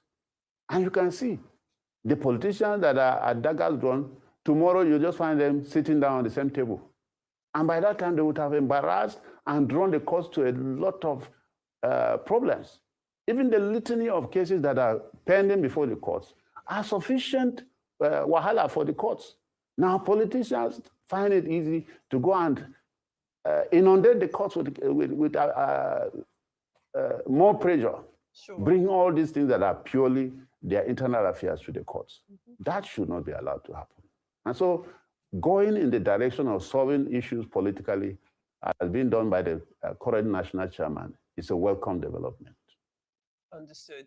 Now, going back to your first answer during this interview, you talked pretty highly of the former president, and you talked about how he has really put in a breath of fresh air, essentially, to the PDP, especially at a time of so much internal crises. And speaking of that crisis, I did want to ask you whether you feel as though one portion of the crisis that's befuddling the party is this issue with power struggles, one person feeling as though they should have a certain amount of power, that being something that ruffles feathers. So when you're looking at the real causes of these internal crises that we're seeing within the PDP, do you think that it's because there is a single person who wields too much power? And if so, do you think Nyesom Wike falls into that category?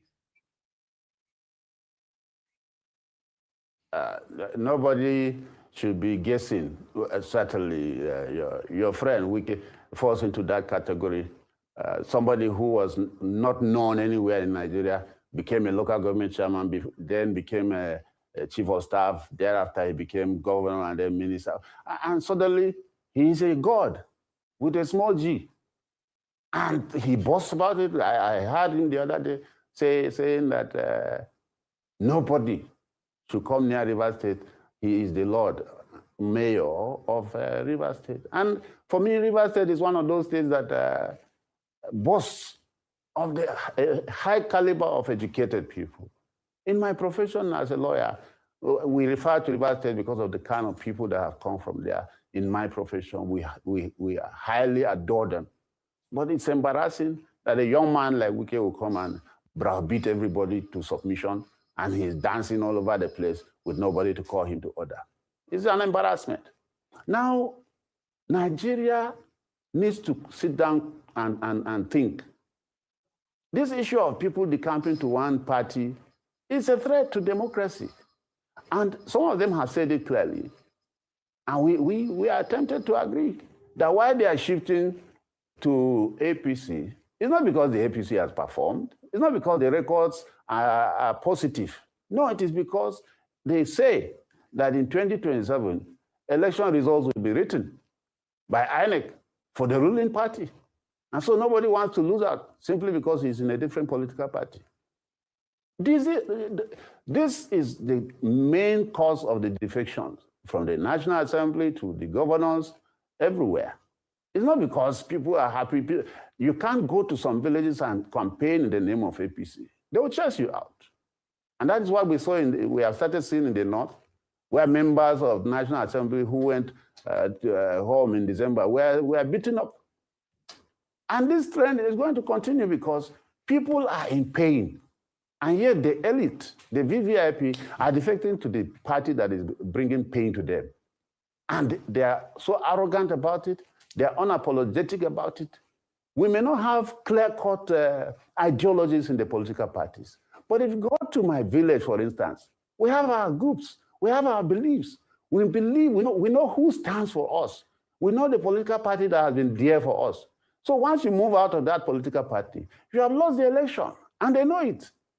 But at the elite level, they say there is no ideology, so they can shift from one political party to the other. But if you go to your own environment, you know who has always been aligned to outside forces. You know who does not come for your cultural meetings. You know who does not identify with your people. But because you know who belongs to you, you will vote for that person. That is traceable to our Nigerian system. So when the elite behave as if once the governor moves, everything moves with him, they are making a mistake. And they're going to be shocked. Okay. Because unless, of course, what they are saying is true, that there will be no elections, that the elections will be written by INEC for them, if elections will indeed take place and every vote will count, there are going to be shocks in this 2027. Okay. Mr. Mark. Hello, Mr. Mark. Yes. Okay. Let me just ask you a basic question.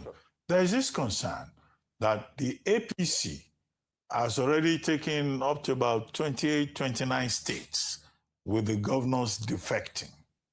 And yet, in the face of that, the PDP is saying, oh, we are alive and well. If we can just get over our court cases, we are the most durable political party and we will upstage the APC. Do you think that is still possible for any party, political party, to upstage, overtake, beat the ruling All Progressives Congress, with the PDP having cases in court, divided within, with the Labour Party not so sure of itself, and then an array of smaller political parties while the APC is consolidating? What do you think could be that factor that could change the calculus ahead of the 2027 election? Well, the discussions we have had so far are the foundation. Let the issues be taken up politically. We should not allow the courts to be the ones to determine political issues. And I am an advocate of political solutions to issues. And that is why I'm happy that the national leadership is going around. There is nothing wrong, and it is encouraging to see the national chairman leading his other colleagues to visit leaders of North, even those who have left the party like Atiku Abubakar, Peter Obi, and the rest. There is absolutely good faith in that, and I'm encouraged by that. So first of all, the PDP can make headway if political issues are addressed politically and resolved. Secondly, if we get the right candidate to contest this election in 2027, I mean the presidential election, there will be an upstage. And I tell you, Dr. Abati, all this movement, like I said, is because there is an assumption that there will be no election, that the election result will be written, and that the candidate will be declared, whether people vote or not. And that is the threat to democracy, not to PDP. And that is what Nigerians should stand up against. And we are aware that most of these governors and members of the national and state assemblies are moving because that assumption is largely and widely believed. So where does the Nigerian person stand? Where do the electorate stand? Do they have a right in this country to put their feet down and say no to what is happening? Nigeria is a large country made up of widely and highly educated people, made up of people that can say no to nonsense, and they are waiting.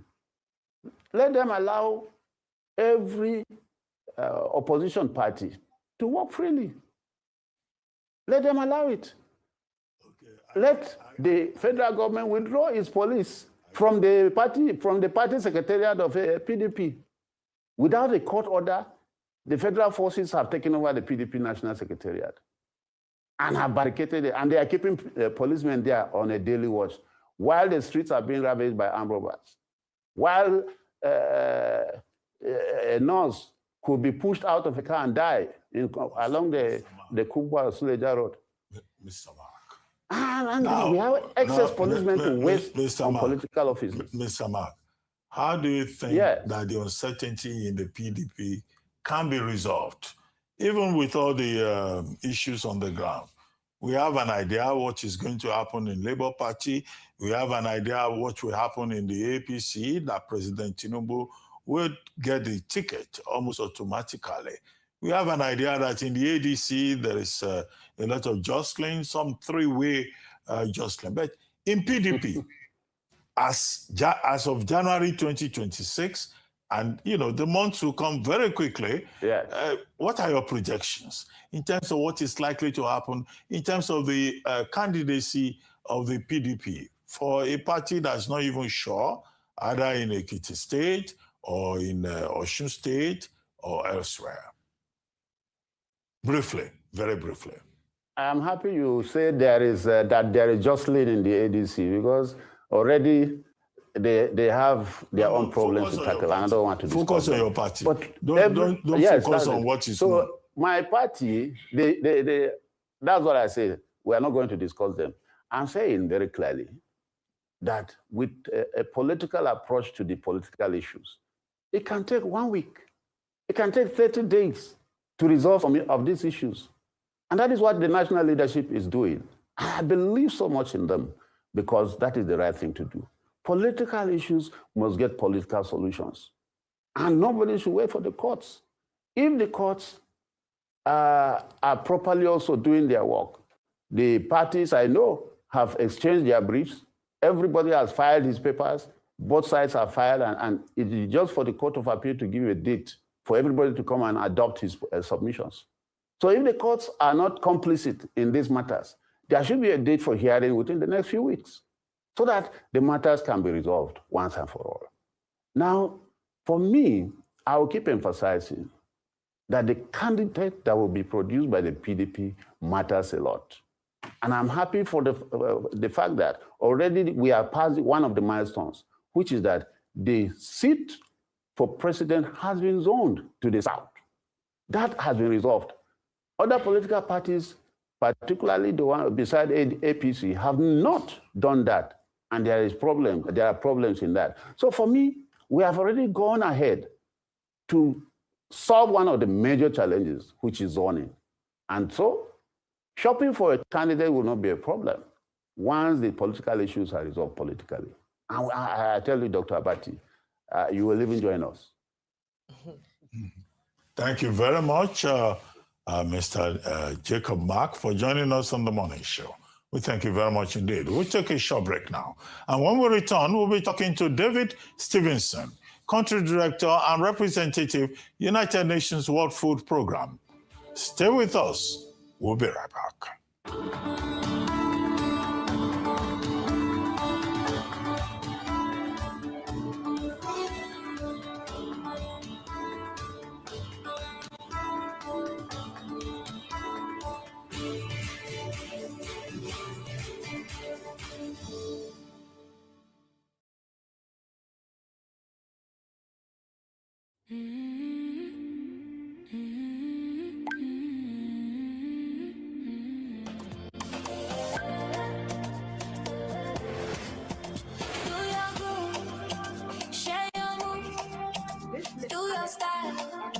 Show your smile, do your future, show your tutor, do your stream, share your dream, do your passion, share your fashion, do your pain, show your game, do your friendship, share your time, do your laughter, make it true. With Glow YouTube. Do you. 250 Naira for 5 hours. 600 Naira for 14 hours. Dial *312#. With Glow YouTube bundles. Do you? Glow Unlimited. Emergencies happen when you least expect them to. It gets worse when you are cash trapped. No need to despair. First Advance has you covered. You can get that urgent cash right now on First Advance. With First Advance, salary earners can get up to 50% of their salary. No hassles, as long as you earn a monthly salary and your salary account has been active for at least 2 months. It doesn't matter if you run a salary account with First Bank or any other bank. Just dial *894*11# or simply dial *894# on your mobile phone. What's more, when you open a First Bank salary account, you can enjoy 0 charges and free debit card issuance. Download the First mobile app on Play Store or App Store today. Log in to experience First Bank digital banking. Select loans, select First Advance, and follow the prompts to receive your loan.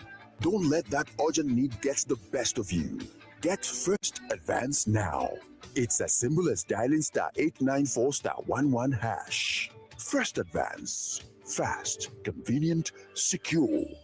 You first. First Bank.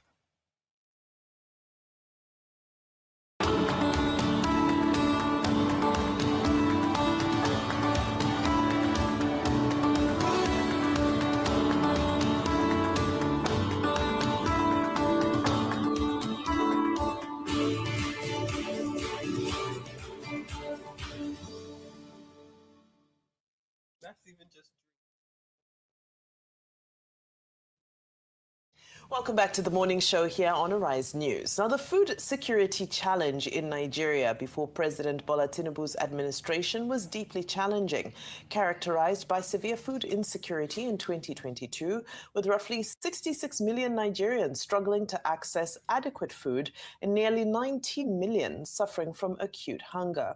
Persistent food inflation, insecurity in farming regions due to terrorism and clashes, and climate change-induced floods severely undermined food production and distribution. Well, joining us on the show to discuss how the agriculture sector has fared so far with the recent insecurity across the North and the Middle Belt is David Stevenson, Country Director and Representative of the United Nations World Food Programme. Good morning and welcome to the program today. Good morning. Happy to be with you. Okay, Mr. Stevenson, thank you for joining us. Now, the 2026 Appropriation Bill of Nigeria emphasizes defense and security, health, education, and infrastructure. Now, agriculture is somewhere down the ladder. However, it is embedded in, security and defense and also infrastructure. Some people criticizing that budget have said, look, agriculture should stand alone. In the last 9 years, agriculture has not been given more than 1.4% of the budget. Some people think agriculture deserves more, particularly in the light of the Maputo Declaration, which says agriculture is more important. Now, as head of the World Food Programme in Nigeria, what do you think about this criticism of the level of priority given to food production, food security in Nigeria? Well, thank you very much. What I can say, I arrived in the country about 3 years ago, and World Food Programme is primarily here because of the insecurity, the conflict-related hunger in the north of the country. We arrived in 2015 at the request of the government and our member states because of Boko Haram and ISWAP in the northeast, but we've spread our operations across the north into the northwest, Sokoto and other states there, conflict security related, if not Boko Haram and ISWAP, banditry and so on, which you talk a lot about on your program. So in answering your question, the prioritization of the agricultural sector, you're right to point out that it's interconnected. The most important thing we can have is peace in production in the north of the country, getting farmers back on their farms because there are too many displaced farmers. So it's important to understand that interconnectedness and that the government is coming forward, I think, with an attempt at a coherent approach, looking at the challenges in their multifaceted ways, political, security, looking at agricultural production, but the food system in general, leading up to nutrition outcomes and agricultural growth, understanding the economic reforms and the economic aspects of agriculture. All of this needs to be looked at, and then you can really have a return to the growth that in the north, pre-2010 was the breadbasket of the country, the breadbasket of the region, and I think those prospects are still there. Stevenson, now, most Nigerians will say, well, when you go into the markets across the country, they're brimming with food.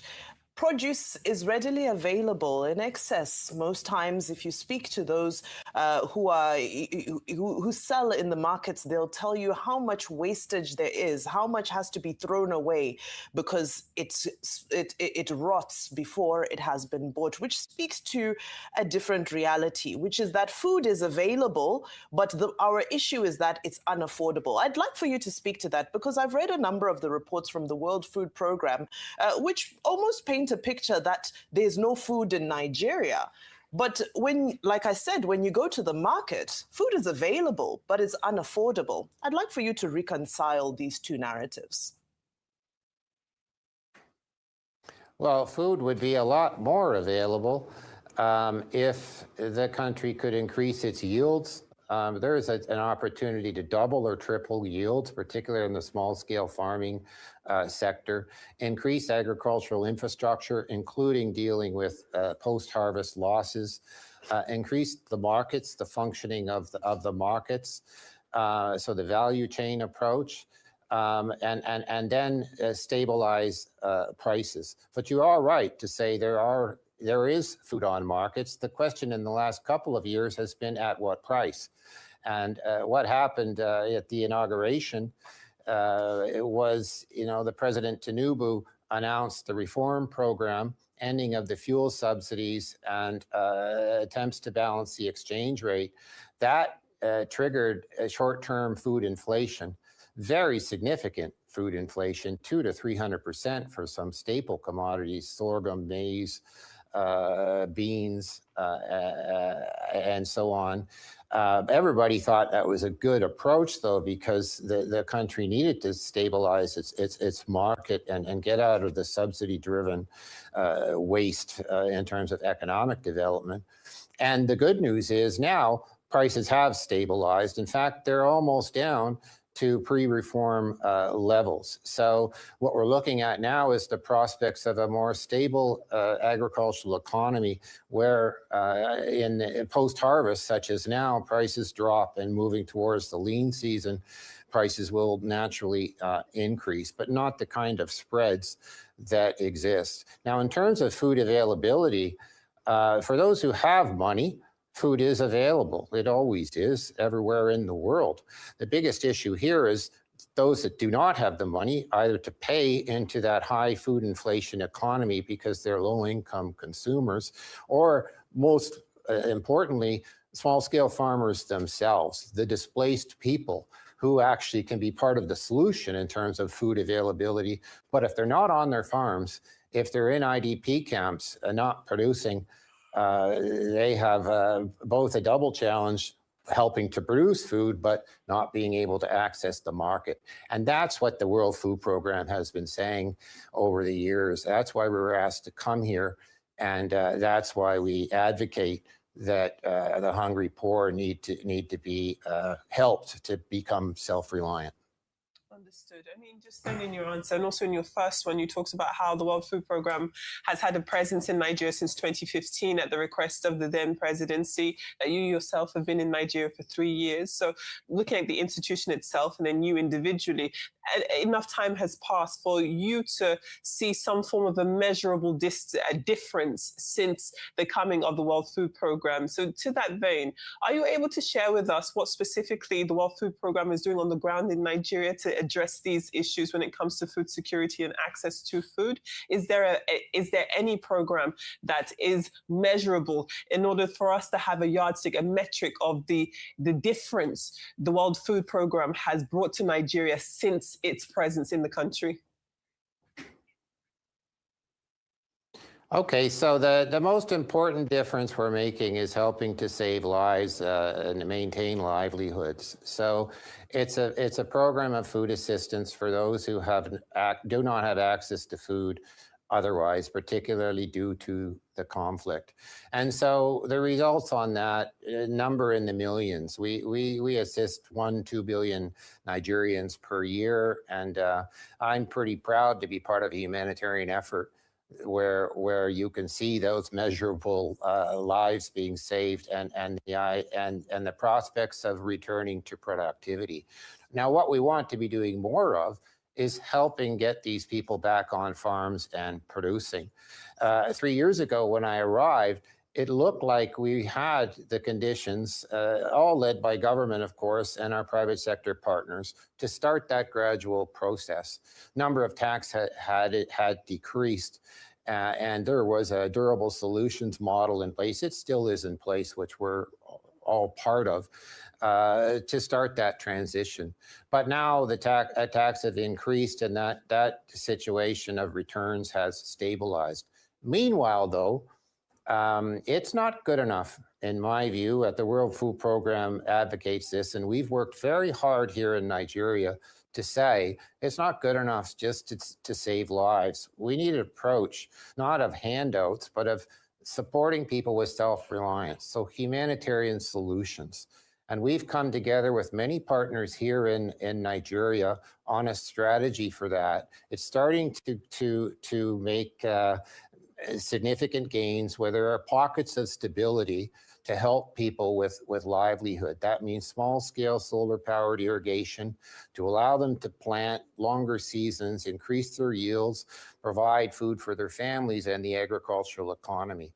We're doing that more and more with the multilateral development banks. The World Bank is coming online with something called AgriConnect with UN agencies, and most importantly with the Nigerian private sector. So there is a way of co-investing so that humanitarian funding isn't just going on the response effort, but it's contributing with development partners on the solutions and getting the agricultural economy back to where it should be, which is the engine of growth, particularly in the north. Okay, Mr. Stevenson, I've listened very carefully to what you have had to say. You spent about 3 years in Nigeria. So at a personal level, what are the challenges that you have had to experience, and also at the institutional level? You've, provided some pathways, but what are those challenges, and what do you think, could be the major priority areas?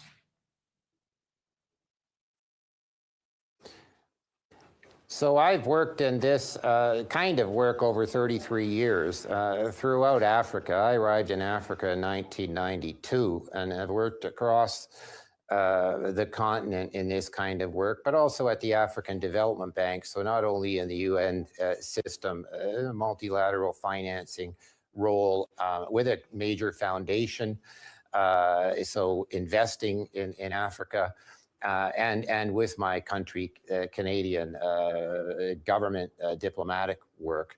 So I've really seen it all, but I've never been in a country as diverse, as challenging, and frankly, as exciting as Nigeria. You've got the biggest population, the biggest economy, the greatest potential, certainly in the agricultural sector and the food security sector, but across the board, whether it's Nollywood in the creative industry, or whether it's the oil sector, or back to agriculture and food systems growth. But unfortunately, the challenges of conflict have been persistent, much more persistent than I certainly would have hoped.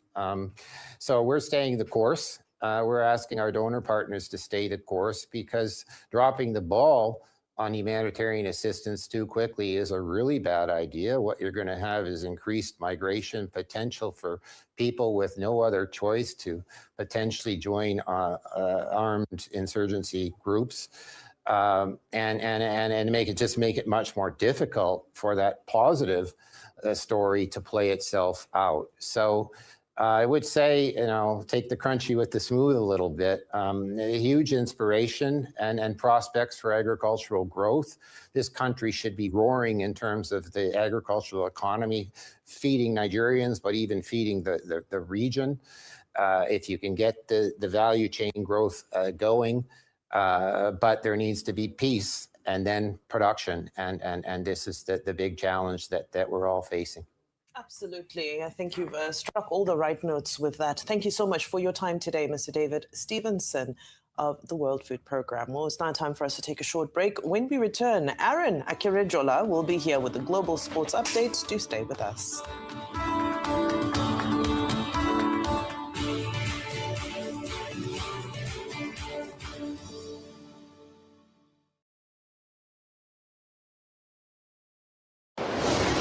In this life, it's what you do behind that shows in front.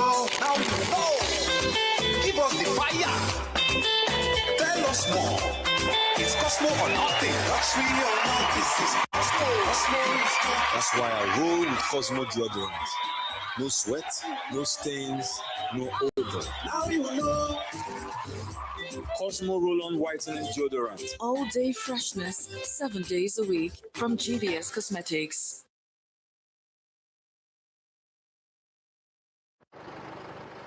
Emergencies happen when you least expect them to. It gets worse when you are cash-strapped. No need to despair. First Advance has you covered. You can get that urgent cash right now on First Advance. With First Advance, salary earners can get up to 50% of their salary. No hassles, as long as you earn a monthly salary and your salary account has been active for at least 2 months. It doesn't matter if you run a salary account with First Bank or any other bank. Just dial *894*11# or simply dial *894# on your mobile phone. What's more, when you open a First Bank salary account, you can enjoy 0 charges and free debit card issuance. Download the First mobile app on Play Store or App Store today. Log in to experience First Bank digital banking. Select loans, select First Advance, and follow the prompts to receive your loan. Don't let that urgent need get the best of you. Get First Advance now. It's as simple as dialing *894*11#. First Advance. Fast, convenient, secure. You first. First Bank. Be unstoppable, Africa, at the 9th All-African Music Awards, AFRIMA, in partnership with the African Union Commission and the Lagos State Government. The biggest music stage the stars are celebrated in Goho with 23.9-carat gold-plated AFRIMA trophy to be hosted by Vals. Live broadcast of Red Carpet starts at 3:30 p.m. AFRIMA Awards live broadcast starts at 7 p.m. on Sunday, January 11, 2026 at the Eco Convention Center, Eco Hotel and Suites, Lagos, Nigeria. For tickets, invitations, seat reservations, visit afrima.org. 9th AFRIMA Awards. Be unstoppable.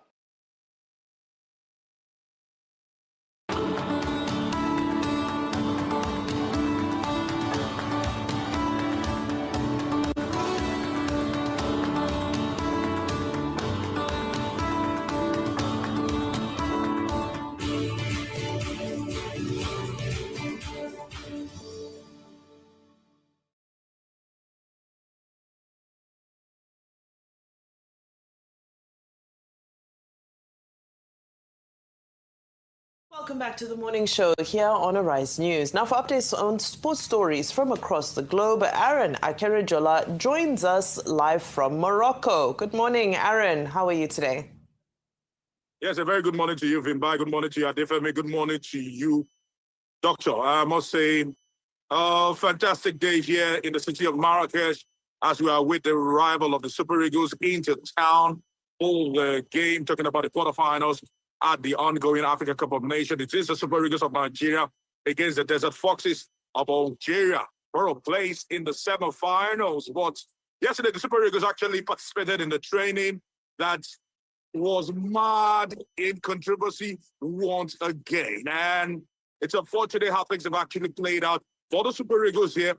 On the pitch, they've been immaculate and they've been listing the trail, literally, having scored 12 goals in 4 games and considered only 4 goals. So that's down to a goal per game. So some will say that is how to do it, and that is tied to credentials being put forward. But controversies with Victor Osimhen, and the latest actually coming in yesterday were reports of the players threatening to boycott their final training in Fez before moving to before moving to Marrakesh today. Actually was in the air. Although the players ultimately did train, although the players ultimately tried to douse the tension and put that aside, but one thing is certain, en route to the finals and en route to the next round of this particular competitions, we are hearing about controversies after controversy. But the big question is this. According to reports, before the tournament started, the chairman of the National Sports Commission, Shehu Diko, alongside the Director General of the National Sports Commission, Bukolo Lopade, with the NFF President, Ibrahim Gusau, sat down with the captain of the side, Wilfred Onye, the assistant captain, and some senior members of the national team, where it was agreed that the bonuses will be paid subsequently as the tournament goes on, not after every match, because they are told them that these are the procedures that the CBN will need to approve after every phase of the competition. And they carry the players along. $10,000 for the group stage, $12,500 for the round of 16, $15,000 if they do win the quarterfinals, and on and on.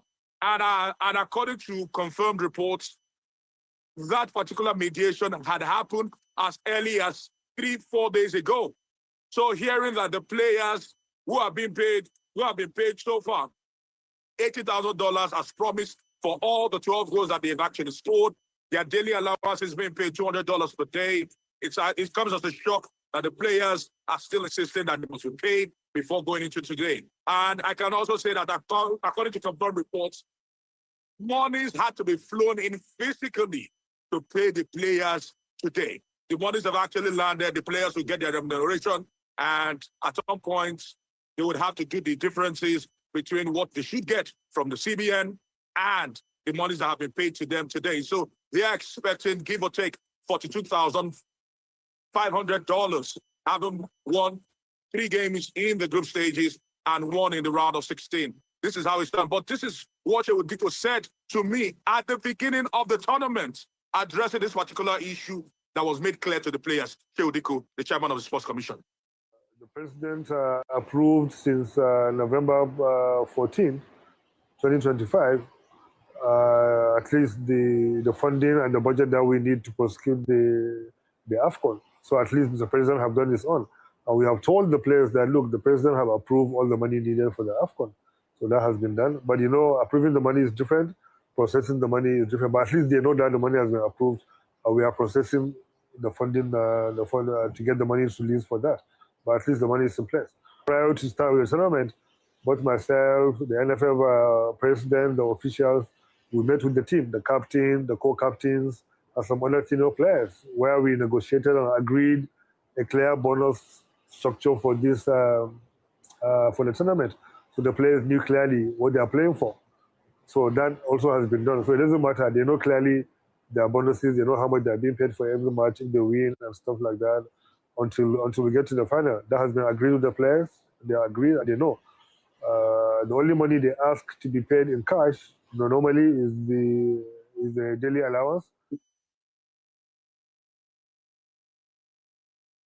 All right, that was the chairman of the National Sports Commission, Shehu Diko, addressing this issue before the tournament got into full swing. And it's unfortunate that this is running its ugly. According to my sources in the Villa, they even say the president is not entirely happy with the players, with the way they have actually gone about this, understanding that communications were being there was clear communication between the authorities and the players on how the disbursement of funds will come around, understanding that on the 14th of November, approval came from the presidency for this particular money to be disbursed to the players. But the bureaucracy certainly has set this thing back, and here we are right now. And once again, I must say this as I actually wrap it up, that every single, almost all times, the last 2 times the players had to protest for their wages, it seems to be a bad omen. Understanding that November of 2025, before the game against Gabon, the players protested for their money, $150,000, and they went on to lose that particular playoff to the DR Congo. In 2014 of June, if you remember that particular World Cup game, we were to play France, and the players refused to go against France until monies were paid. Then the then president, Goodluck Jonathan, had money flown to the players, and that did not end well. We went on to lose 2-1 to the Le Bleu of France. Now this is happening. What will happen against the Desert Foxes of Algeria? Only time will tell.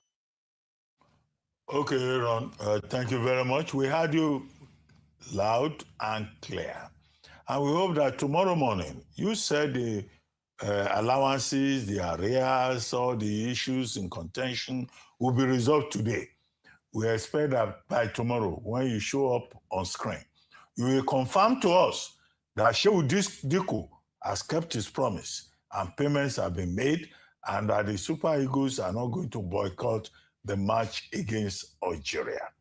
Because they are saying they will spoil Lucas Zidane's record and put in goals, which is what we want. But let them pay their arrears and allowances. By tomorrow morning, we are waiting. You will come here and confirm. We don't want to hear Ministry of Finance add last-minute hitches. Thank you very much indeed. We'll now take a short break, and when we return, Aneze Osakwe will be here with details on what's trending. Stay with us. We'll be right back.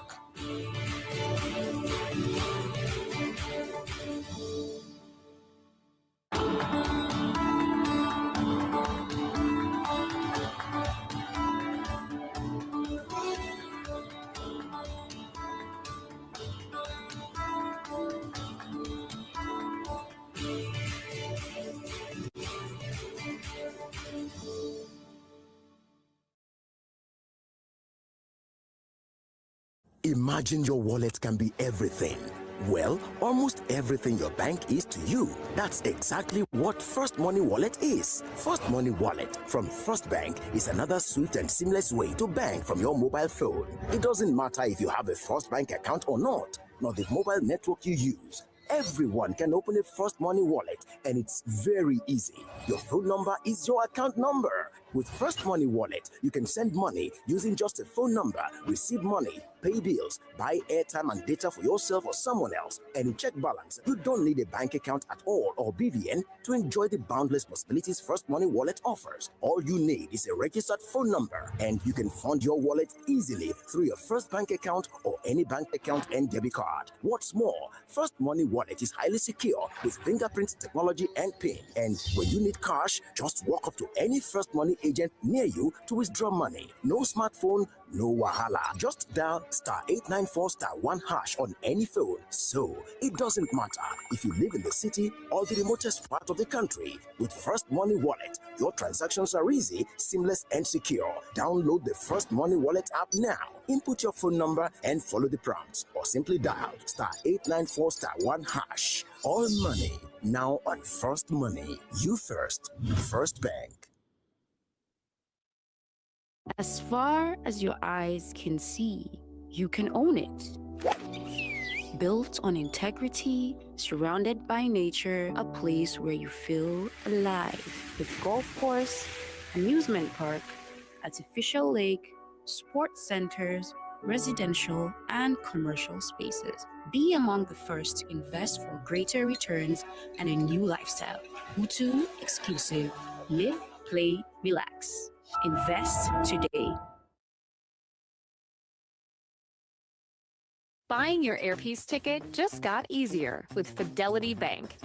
When you book on flyairpeace.com, choose Fidelity payment options and complete your payment effortlessly. With Fidelity Bank, you can pay with transfer, fast, secure, and powered by Fidelity. Buy now, pay later, enjoy flexible payments, and travel stress-free. Book on hold. Lock in your travel plans and pay when you're ready. Whichever you choose, every transaction is quick, seamless, and protected. No stress, no hassle. Just smooth payments every time. Because with Fidelity Bank, flying Airpeace isn't just about getting there, it's about getting there with ease. Fly Airpeace. Pay the Fidelity way. Simple, safe, convenient. Visit flyairpeace.com to get started. We are Fidelity. We keep our word.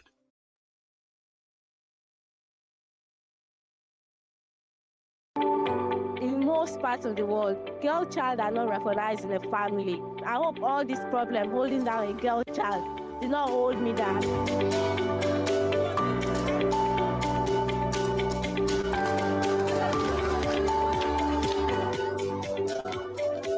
The idea behind the project is to identify schools that we think the parents are not economically empowered to sponsor their children to schools. In demonstration of our commitment to reducing that number, we've come here today to provide some of the essentials that we believe would help the children in school. We worked with different schools in 5 states across the country, and we reached out to 15,000 children. I want to be a food scientist, and Polaris Bank is helping me realize this dream. I'm perfectly excited.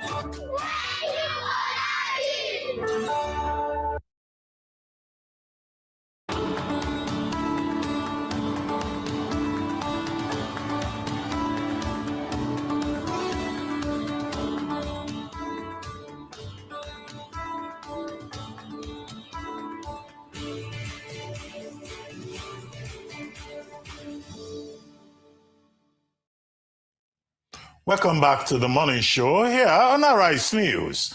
Joining us now with stories trending around the world is Anieze Osakwe from the famous Ogidi land. Absolutely. The land of giants. The land of giants. All the Ogidi people love to hear all this praise that you give us every morning. We're here for it. Thank you, Dr. Good to Abachi. see you. Good morning. Good to see you, Vimbai. Good morning, Annie. Good morning. How are you? I'm well. I I'm see well. your engagement glow. Oh my goodness.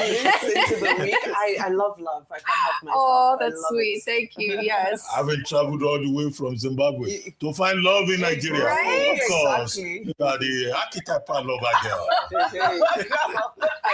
Absolutely. I love that. Ifeanyi, good to see you here. Good morning. Good morning. How Good are you, morning. I'm well. I'm well. And good morning to everyone out there. Thank you all for starting your day with us. But before we start what's trending today, we want to bring you some very sad breaking news, where we're now just learning that the world-renowned Nigerian author Chimamanda Ngozi Adichie and her husband, Dr. Ivara Esege, have lost one of their twin boys. Now, we got a statement that we received, just a few minutes ago from Omawumi Ogbe, who says, "We're deeply saddened to confirm the passing of one of Ms. Chimamanda Ngozi Adichie and Dr. Ivara Esege's twin boys, Nkanu Nnamdi, who passed away on Wednesday, the 7th of January, 2026, after a brief illness. He was 21 months old, and the family is devastated by this profound loss. And we request that their privacy be respected during this incredibly difficult time. We ask for your grace and your prayers as they mourn in private. No further statements will be made. And we thank the public and the media for respecting their need for seclusion during this period of immense grief." And, this is just an unimaginable loss for their entire family. May his soul rest in peace. And I don't know if, anyone wants to say just a few words about this horrible tragedy that we're just learning about.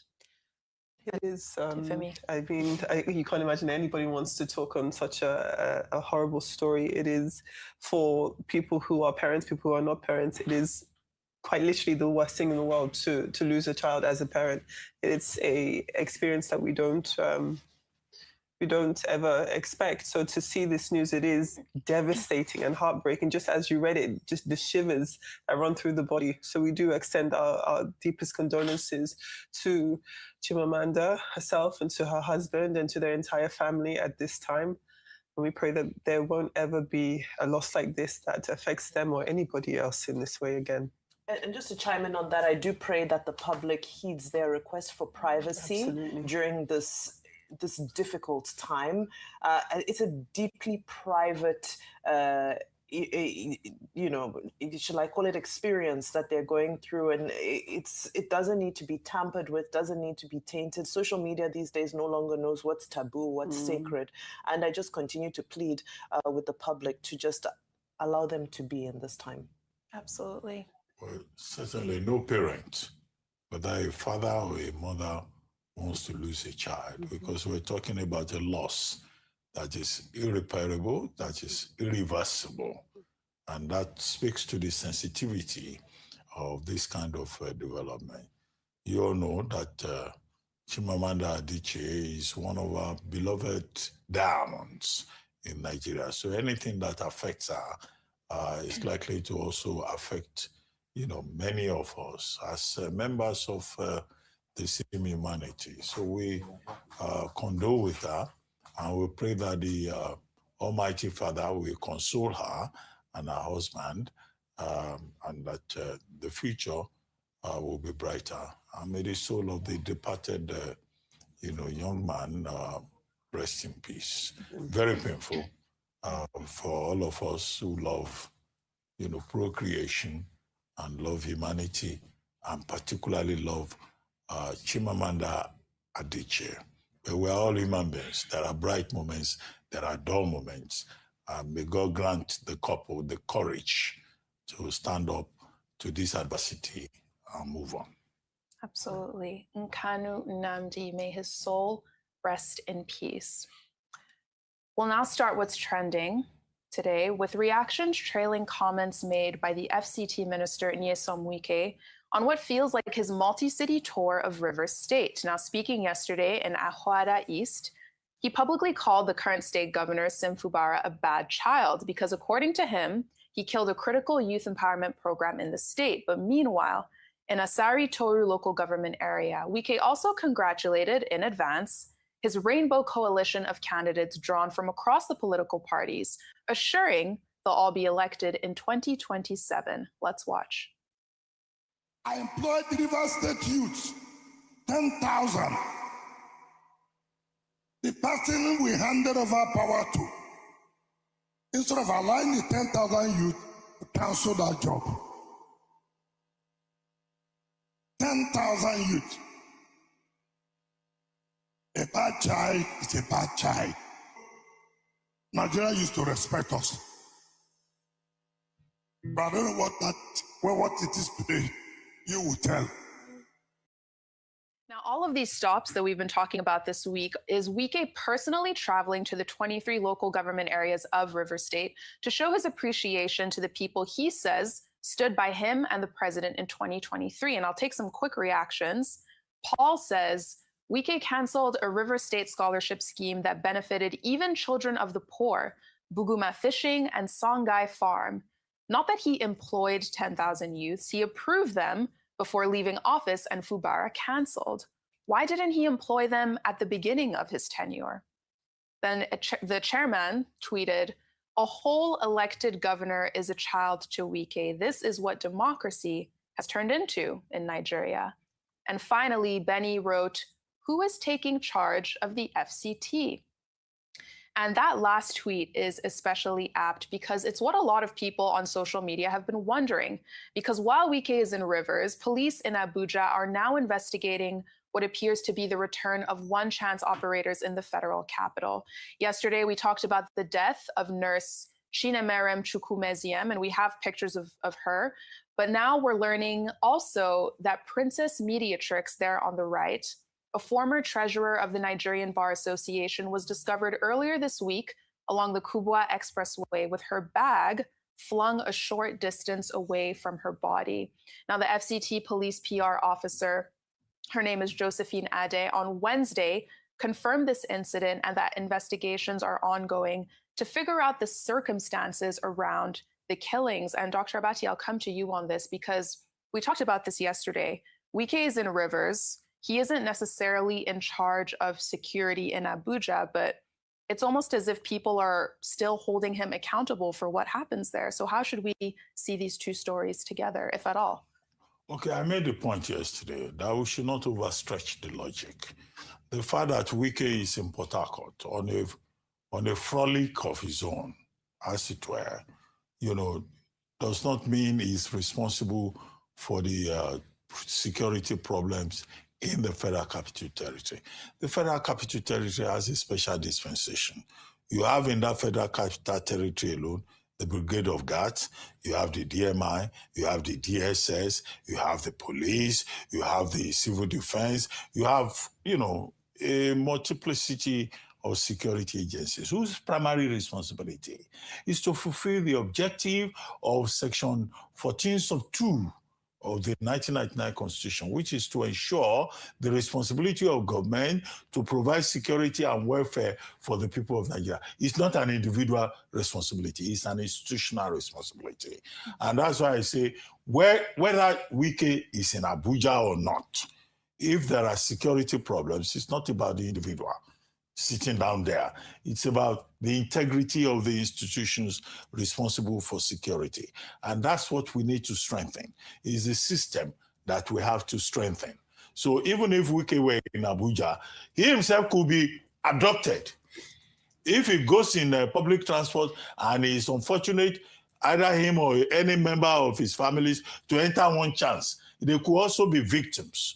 So, but the whole thing is of a larger dimension, and that is my point. So I will not join others to say, because Wike is not in Abuja, that's why there is a problem of insecurity, or because a governor is not in his state, that's why a problem happened in the, that would be utterly simplistic.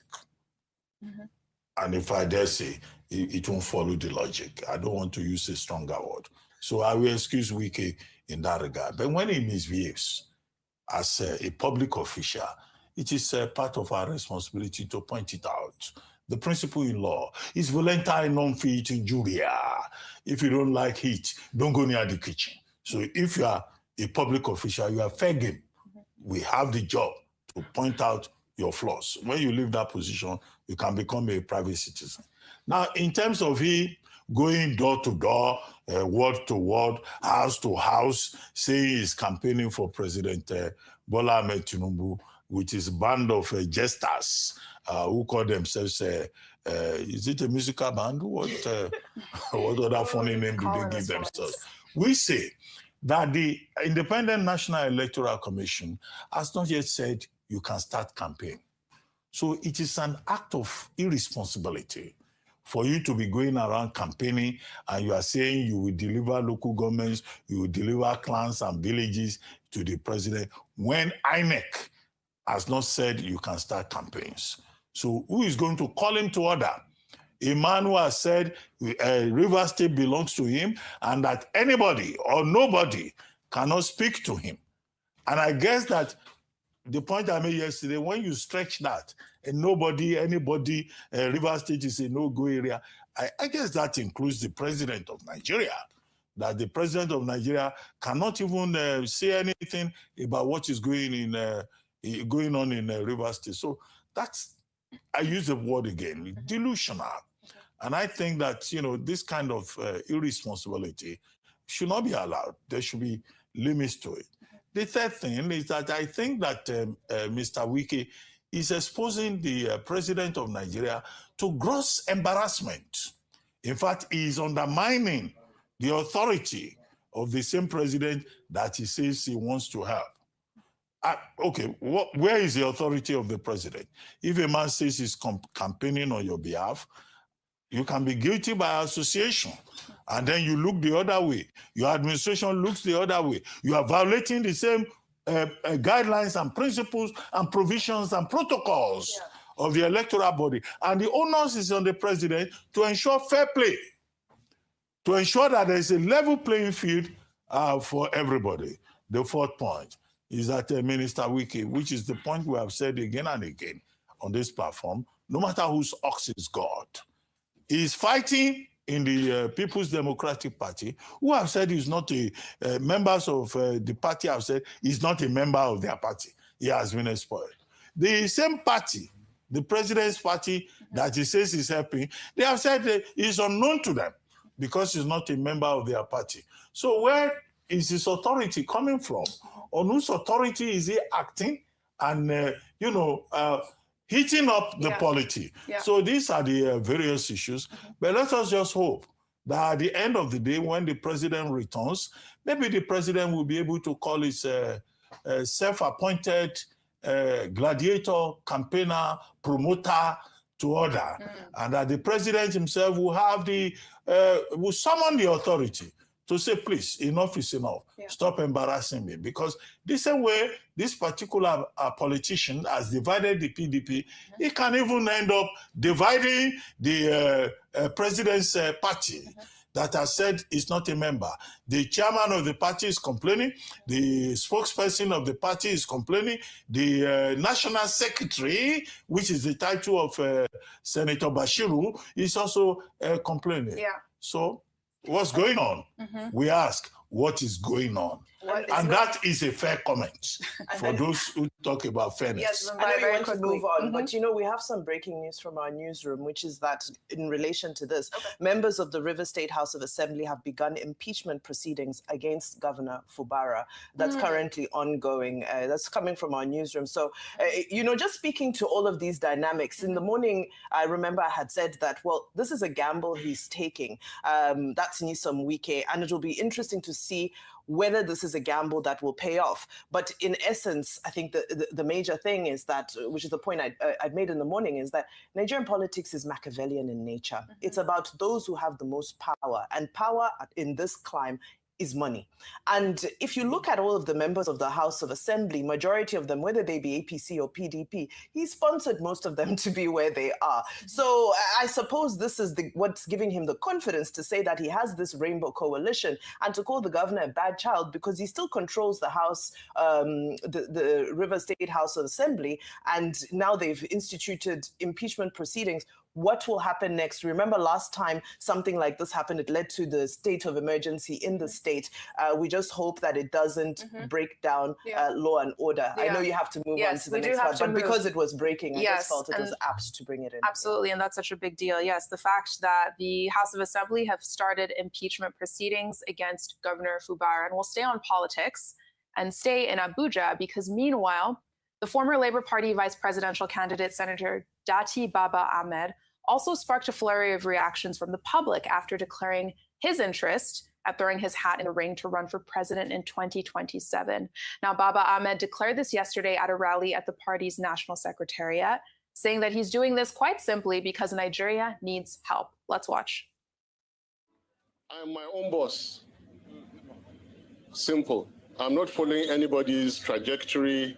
I'm not stepping into anybody's shoes.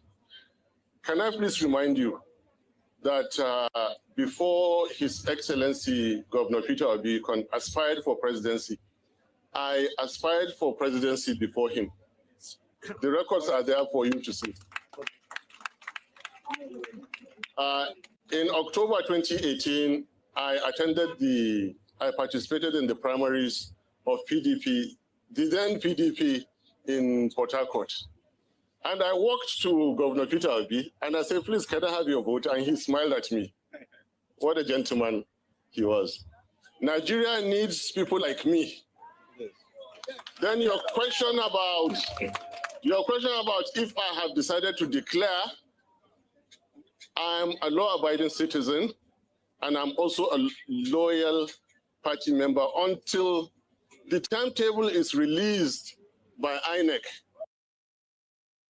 Now, while some on social media welcome this potential declaration, one person said, Foster's tweet said that Dati is trying to play a lead role in a movie where the star actor has already left the set.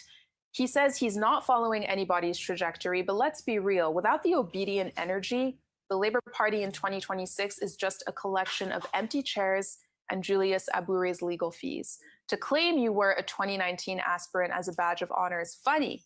You had zero momentum then, and you're trying to build a 2027 campaign on the ghost of 2023. You aren't stepping into anyone's shoes. You're standing in a shop where the shoes have already been sold. The North respects boldness, but they also respect numbers, and those numbers followed Obi to the ADC.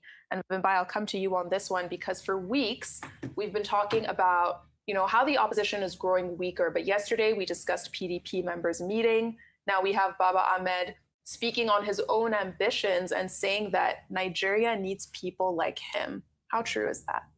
Well, you know what? I don't foresee any politician throwing their hat into the ring and playing themselves down. If you have ambition, you're always going to put yourself forward as the best thing since sliced bread or ice cream, and he has every right to do so. The questions, however, we should be asking are, what's the state of the Labour Party? That's hugely factionalized at the moment. We don't know which faction is the correct one to be recognized. The Supreme Court has delivered its own ruling on it. However, before INEC, they're still haggling for control over the party.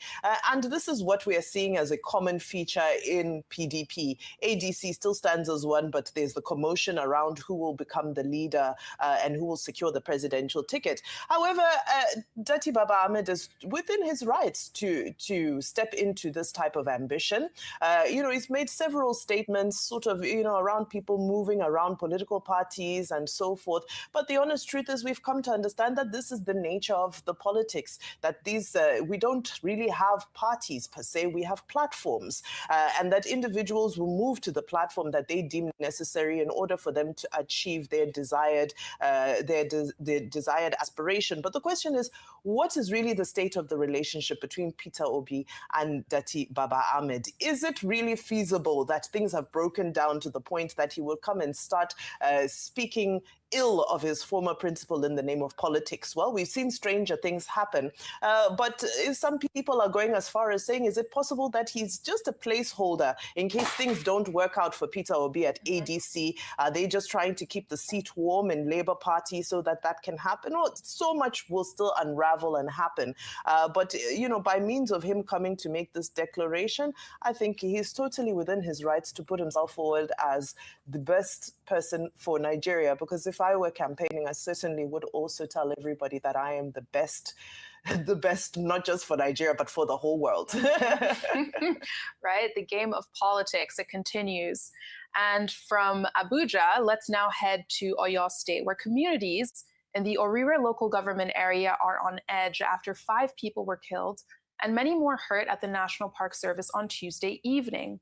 Now, the state's police PR officer, Ayanlade Olayinka, confirmed the attack, saying that yet to be identified armed men attacked personnel of the National Park Service, but that police are assessing the situation firsthand. Well, later that day, on Wednesday evening, Oyo State Governor Seyi Makinde responded to the killings, confirming that this was an external attack from outside the state. Now, in a post on his X profile, he said in part, and I'll read this tweet, he said, "Preliminary investigations by the security agencies indicate that this was a cross-border attack carried out by bandits. Let me appeal to residents of Oyo State, especially those in Orire local government area and other local government areas along our borders. Remain calm because security agencies have restored normalcy and deployed more personnel to the area. Our administration will leave no stone unturned to respond decisively to prevent a recurrence of such attacks." So, Adefemi, I'll come to you on this. How should Oyo State and the broader Southwest be looking at this development in light of the governor confirming that this was a cross-border attack? How much of a threat is banditry or terrorism, however we're calling it, a spillover? How much of a concern should that be for the Southwest right now? No, it should be, it is a legitimate concern, because as we're looking at with this situation with Oyo, with what the governor has said, he quite literally said that this is a cross-border attack. They've come from outside our state to attack us in our state. And that immediately, sets off alarm bells that this is a crisis that is moving southwards, that if you are among the faction of people who feel as though insecurity is a northern problem, or a problem that is certainly at arm's distance away from you, situations like this will cause you to sit up straight and say, this is a situation that we have to really focus on. So for the Oyo State government, for Governor Seyi Makinde himself, this is a very crucial time for him to show the type of leadership he is made of. If he does have any political ambitions beyond being the governor of his state, this is going to be another metric of him for the people to be able to test what he can do, how he can secure the people of his state, if at all. It is fine and fair for him to say that this is a cross-border attack, but that doesn't really take away from what you're going to do about it. These people coming from outside your state doesn't really change the responsibility or change the face of what your response is going to be. Yes, we are seeing that there are lots of different political gatherings. We've got, of course, the Southern Governors Forum, which of course includes Oyo State. They have already been, for weeks, months, in fact, coming together, talking about different ways in which they can tackle this insecurity issue, whether it's just from the state governments or also looking and speaking to traditional rulers in their regions. But I think, again, coming back to how they're going to tackle it, I didn't really hear much about what this investigation is going to look like, what the people of Oyo should be expecting. And yes, it is fine and fair for a governor to say, don't worry, this is an issue that came from outside, but really, we're a bit late in the day now. He has to really do something to make his people feel secure. And then for other people, my own state is just below, it's south of Oyo. So, I mean, clearly there's a legitimate concern across the region. Absolutely. Okay, 2 quick comments. The first is about the situation in Oyo State. In the statement on X by the governor of Oyo State, he's saying that, look, this is coming from neighboring countries. The expression used, I think, is cross-border. Now, what it means is simply that nobody is safe. Oyo State is bordered by Ogun, Kwara, Niger, Osun, and that whatever problem we have in other parts of the state, they are also experiencing it in the northern part of Oyo State. And the affected place is National Park Service area in Orire local government area, where 4 forest guards have been killed, and 1 is in a very serious condition of injury. The point we keep making, that the government still needs to do a lot more. And you ask the question, where is Amotekun, which is the western Nigeria, security network. Where is it? Where is Sunday Igboho? There was a gentleman, or there is a gentleman called Sunday Igboho, who was leading the protection of the Southwest region, trying to protect the incursion of, terrorists, bandits, criminals, from other parts of the country into the southern part of the country. So this is a continuing challenge, and both the Oyo State government and the federal government and all the security agencies, they have the mission, the responsibility, the assignment to ensure that whether in Oyo State or the adjoining states that they have been talking about, are free. The reference is to ungoverned forested spaces that link all these states. Now, how can those state forested species be made secure?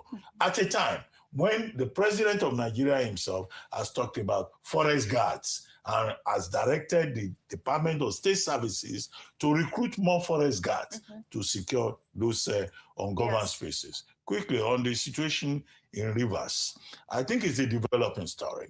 We'll still get a lot to talk about tomorrow morning. What I find curious there is that on the back of Minister Nyesom Wike, who has abdicated his responsibility in Abuja, he's been in that River State now for quite some time. Christmas holiday is over. What is this doing there? His place of work is Abuja as FCT minister. He's busy playing politics. One report stated that he was he is in the House of Assembly of Rivers State, witnessing and supervising impeachment proceedings against the sitting governor. That's an act of impunity. After he had said the Rainbow Coalition will take over the state and fill every position. But as I said, it's a developing story. And I hear that one TV station that is covering the proceedings is now under pressure and is having to say, we are not part of this. So we were invited to come and cover something else. We don't know that we have been brought in, ambushed to come and cover impeachment proceedings. But we'll get all the details by tomorrow morning or later today. Since we're in the age of news as Indomie,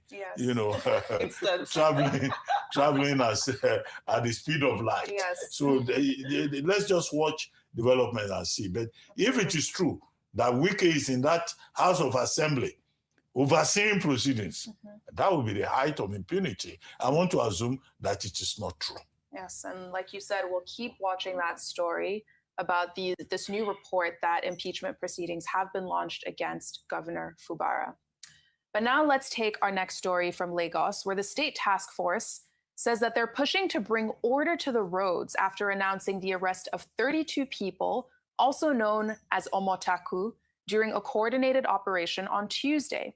Now, the chairman of the task force, Adetayo Akerele, says that people had been talking about this issue online, on the radio, about just how much of a menace these people are. So on Wednesday, the State Commissioner of the Environment and Water, Tokumbo Wahab, shared a video which shows the moments after their arrest. Let's watch.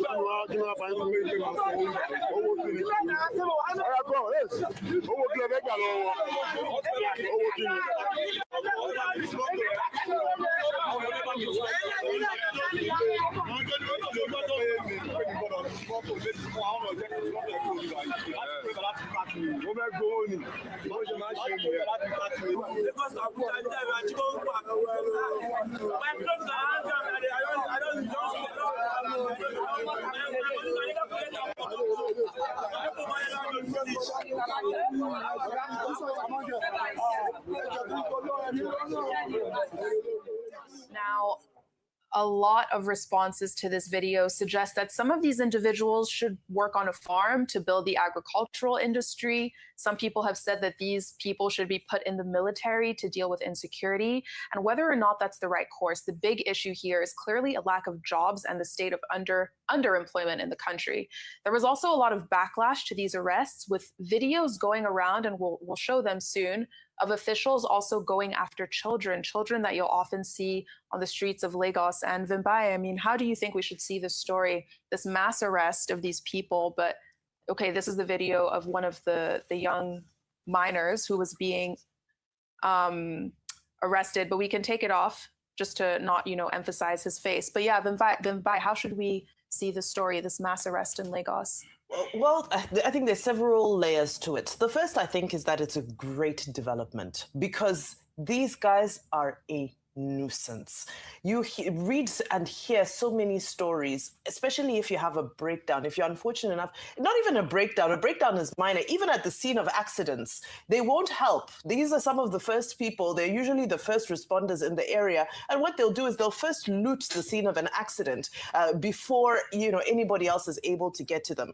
A true nuisance, and it's usually understood that they are used as they're a tolerated nuisance because they are used when it's convenient to satisfy political agendas. So to seeing them being rounded up is a very welcome development. However, having said that, what are the root causes of this nuisance? What are the fundamental issues that are broken in our society that are leading to the emergence of these individuals who, I mean, this is just 30-something that were arrested. There are thousands all over Lagos State. So I believe we have less than 2 minutes. So they are littered all over. Yeah. Now, the unfortunate thing is when we do this as a sort of blanket operation, that we now no longer have the empathy or the discretion to see that there are some that are minors amongst them. There was a woman also amongst that group of 30-something.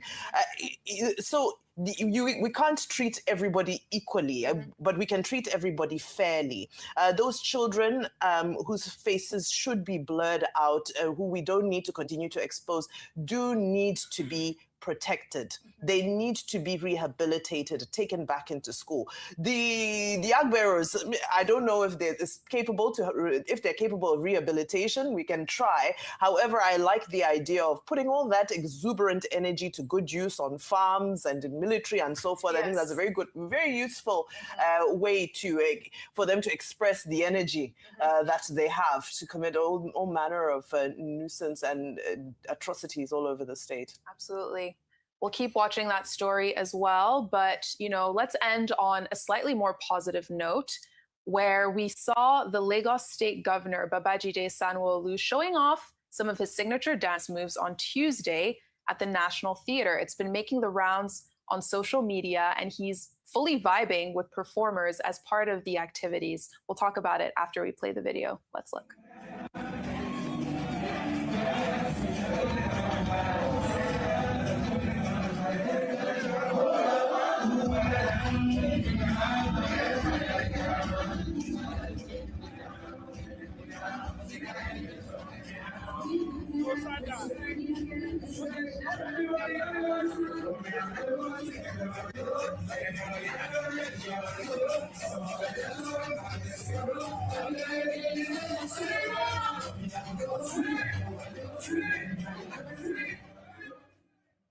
Now, this event took place on Tuesday while he was attending the Lens for Good 2026 Storytellers Conference at the National Theatre. Now, Sanwo-Olu talked about how reassuring it is to see the National Theatre alive again, with young people's energy as evidence as to why it was so important to restore this space. Online people are calling him the Gen Z governor. What a vibe. Thank you all for, your great analysis today. Sure. Gen Z governor. Sanwo-Eko. Exactly. Gómìnà we sabi rules. Exactly. Anyway, thank you very much. Thank you all. Annie. Thank you. And that's all on today's edition of The Morning Show. Rochi Sodiri is up next with Global Business Report, and he'll be speaking to Olaolu Boboye, lead economist, Fixed Income Strategies, Cardinal Stone. Stay with us. This is still the Arise News Channel, your global standout news channel.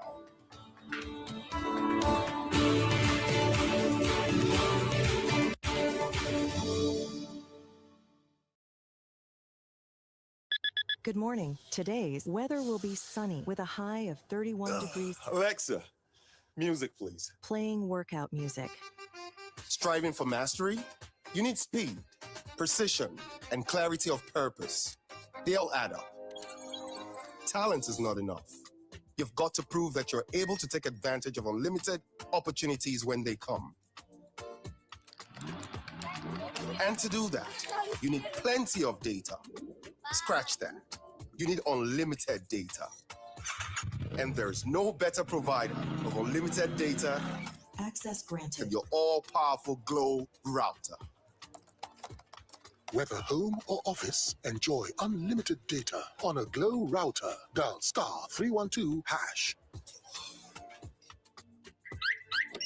You know, I've got unlimited eyes. Glow Unlimited. I'm still watching. Monday morning talking about renewal and meetings. Starting and growing a business can be tough, Debits? especially with insufficient funds. This business is becoming too expensive. My children need to start feeding me. More, these figures are not smart. At Access Bank, we love SMEs, from business loans to flexible cost savings account. We've got the solutions to help your business thrive. With our Diamond Business Advantage account, you can easily access financial support, business tools for growth, business loans, and opportunities to meet and interact with other business owners. Dream big and elevate your business to the next level. To learn more, visit www.accessbankplc.com/business/SME-banking or walk into any of our branches to get started.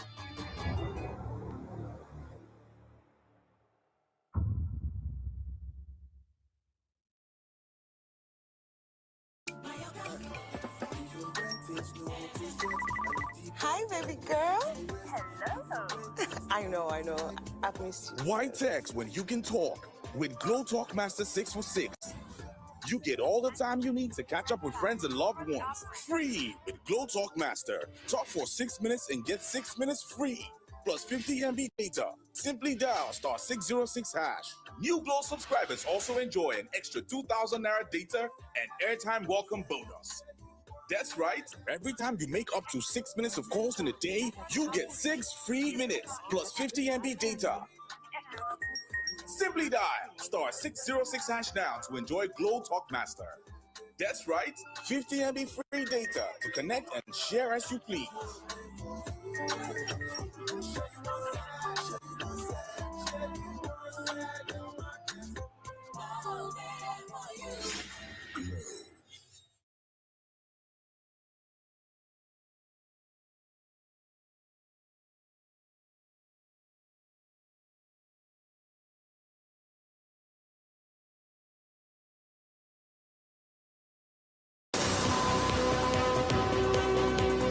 You're watching Arise, the world's standout news channel. Arise News, awards, and beyond.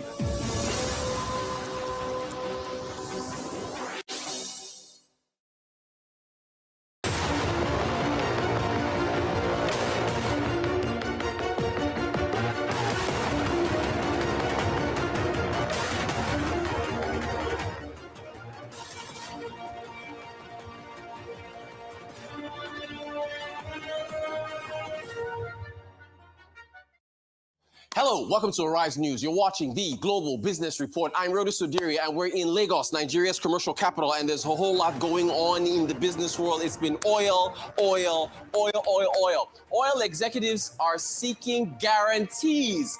No surprise, before they can go back into what we're now calling Daniel in the lion's den. All right, you want to be protected. Samsung is forecasting an almost, I think is it 6 to 20, threefold increase in operating profit on the back of what else? Artificial intelligence demand, the chips. Also, anti-gravity is showing off a new 360-degree drone.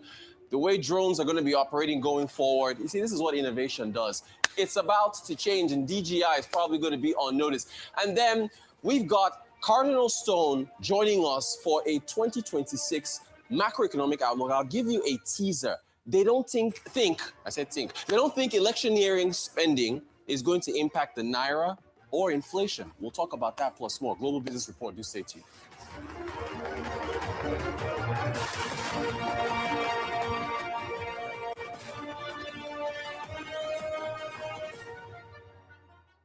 It's all been oil ever since over the weekend. The U.S. flew into Caracas to snatch, capture, arrest, don't say the K word, Nicolas Maduro from Venezuela. And since then, oil prices, well, they have been volatile to say the least. In fact, the only reason why we saw oil prices climb today was on the back of U.S. inventories. So Brent crude at 60, West Texas at 56. That's where they've been hovering for much of the week.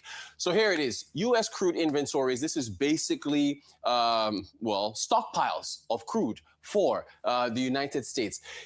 For the week ending January the 2nd, crude oil inventories in the United States were 419 million barrels. They fell by 3.8 million. Now, the markets were expecting, based on use for gasoline and other things, and in fact, they say gasoline in the U.S. and gasoline, they mean fuel, a 447,000 barrel increase. Prices of crude, the way traders react to this is usually an inverse relationship. If the projected amount falls lower than is below estimates, or rather, when there's a drawdown on inventories, this basically means they used more crude from their inventory stockpile than the markets expected.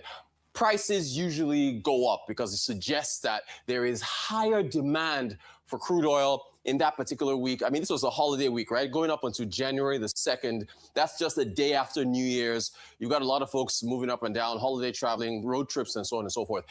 If the inverse is the case, if this was a much higher number, if you saw an increase in this figure, well, that would suggest that inventories are growing.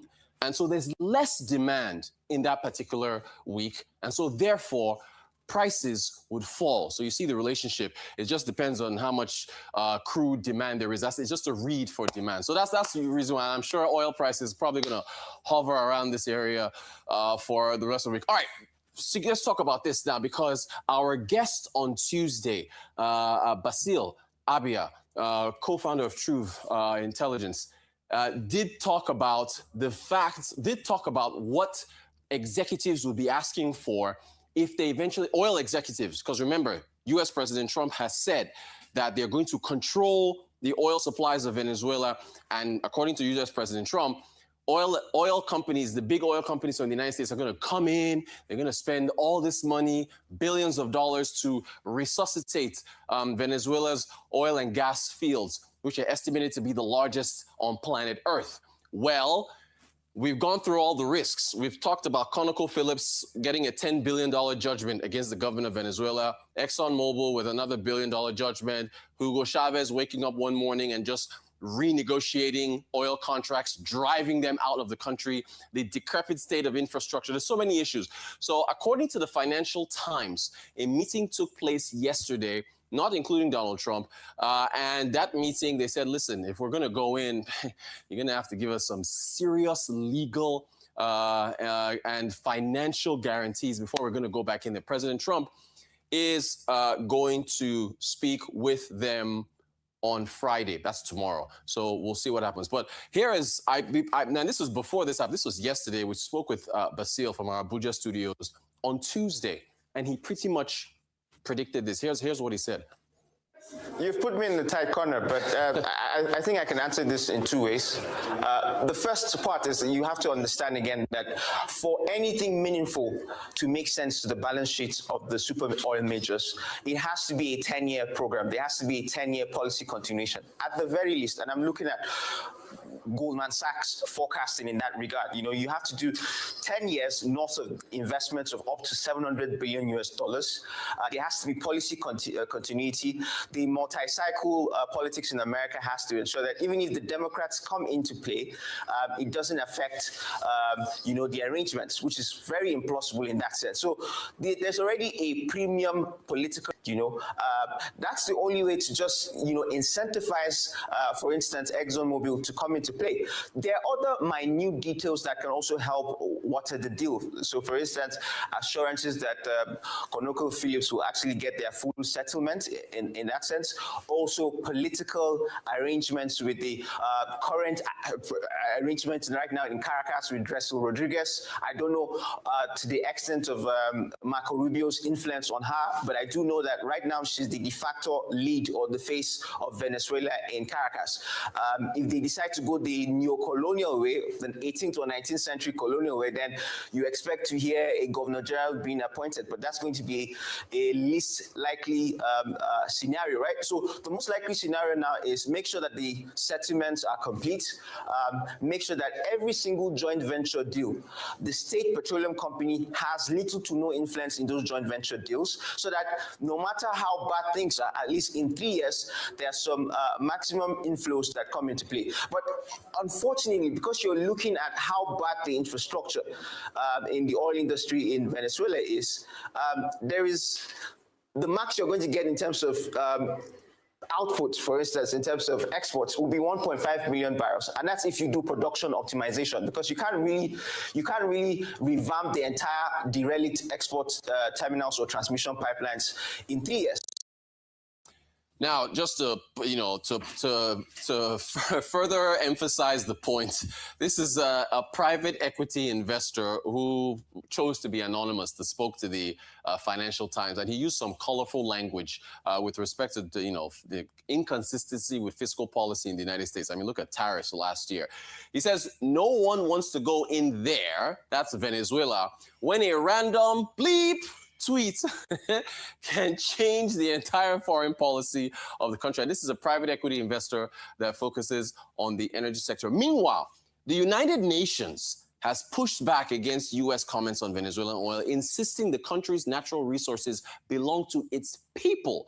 Speaking in New York, the UN Secretary General spokesperson said Venezuela's oil, like that of any nation, cannot be claimed or managed by another state. Their remarks, of course, follow statements by President Donald Trump suggesting Venezuelan authorities could hand over millions of barrels of oil to the U.S. The UN also stressed that any seizure of oil tankers must comply with international maritime law, and confirmed fresh diplomatic contacts aimed at encouraging dialogue inside Venezuela. Aware of the situation. At this stage, we do not have sufficient information to say anything further to what our stated position is on these issues, which is that all law enforcement actions on the oceans and seas are to be taken in accordance with applicable international law in order to ensure maritime safety and security on the high seas. And we would want to see avoidance of any further escalation. In the relative issue, the White House also claimed that they're going to manage and control the oil production of Venezuela. As far as I understand, there's a GA resolution suggesting or decides that the natural resource, there's permanent sovereignty over natural resource of one nation. So what is the reaction of the Secretary It's not so much a reaction as what our position has been throughout, whether it's Venezuela or other countries where this issue has risen. The oil in Venezuela belongs to the Venezuelan people, just as the oil in Syria belongs to the Syrian people, and the natural resources of any country belong to the people of that country. But the President Trump and Secretary Marco Rubio also claim that it's for Venezuelans' own benefit. I mean, does that make any sense? No. I will leave it to journalists to make sense of what's going on in this world. All right. Yeah. So look, let's also talk about Polymarket now, and some very interesting activities that went on before Maduro was captured. So Polymarket is one of a number of betting markets where people can bet on anything. They can bet on whether it'll rain. Well, you have weather forecasts for that, so people don't bet on weather, but they bet on events. Someone on Polymarket bet $32,000 that Maduro would leave Venezuela by the end of this month, so on or before January the 31st. And then literally hours later, so he placed this bet, the person, whoever this was, placed this bet on Friday. And Saturday morning was when everybody woke up to the explosions going on in Caracas. And then that's when it happened.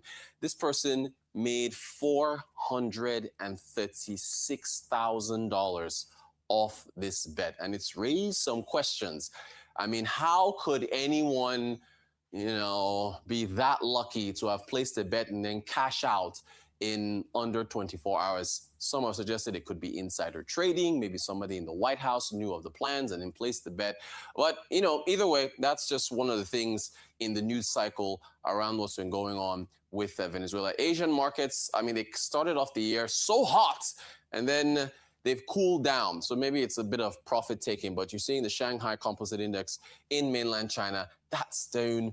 The Hang Seng Index, that's down as well. And then you've got the Nikkei 225 over in Japan. Now, by the way, China is doing the same thing it did to the United States earlier by limiting exports of rare earth minerals that Japan needs. So that's also playing into why the Japanese indexes are down. But Korea, going to get in our eye on tech. We'll get into Samsung after the break. The Kospi up by 0.03%. Samsung giving a very bullish forecast on its fourth quarter. We said the next segment, but here we are. So Samsung forecasting its earnings to climb to 20 trillion won, which is about $13.8 billion. And if you look at this, the markets, or at least LSEG, forecasting 18 trillion, and it was 6 trillion in quarter four of 2020. I mean, that's almost 3x increase. And Samsung is saying that as a result of heavy demand, which it is yet to fully meet, of its chips, because Samsung makes chips, they sell phones, they sell electronics. We're going to get a more detailed look at Samsung's earnings on the 29th of this month, where we'll actually see the verticals as to how many phones they sold, how many televisions, electronics, chips, and so on and so forth. So that's part of the reason why the Kospi is up, because Samsung has such a heavy weight. Ghana, what a story. Inflation, I remember when I think it was 2023 or 22, Ghana's food inflation was 51%. I got the charts. I mean, it's there. You can go back. They have just, I mean, with the appreciation in gold, which has helped their current account of payments, helped their FX reserves, strengthened the cedi. At one point in time last year, the cedi was the best performing currency on the African continent, if not the world. And so that, of course, has made prices moderate. Your orange line is food. I think food inflation is actually lower than headline now. It's about 4%, while headline is 5%. Just impressive stuff with Ghana. And President Mahama, he just came in at a good time. He came in and he rode the wave. This is a statistician general, or rather the government statistician for the Ghana Statistical Service, Alassane Idrisu, saying this steady decline in inflation signals a sustained shift towards price stability and improving macroeconomic conditions. It was mostly food and beverages that we've continued to see. I mean, this time, December, we're in January. Oh, sorry, this is December inflation. December of 2024, inflation was 23%, right? So it's just been steady as she goes for Ghana. Meanwhile, the Nigerian Stock Exchange just keeps on marching on. 40 basis point climb yesterday. All share index now has crossed 160,000 points. Market cap is over 100 trillion naira. So far this year, the market is up by 3.2%. And again, I keep reminding people that the NGX finished 2025 up 51%. How about that? How about that? So we'll just see if the Rolling Stone is going to gather some more mass and get some more momentum going down. All right, you're watching the Global Business Report here on the Rise. There's some more updates from the Consumer Electronics Show from Las Vegas after the break. Do stay tuned.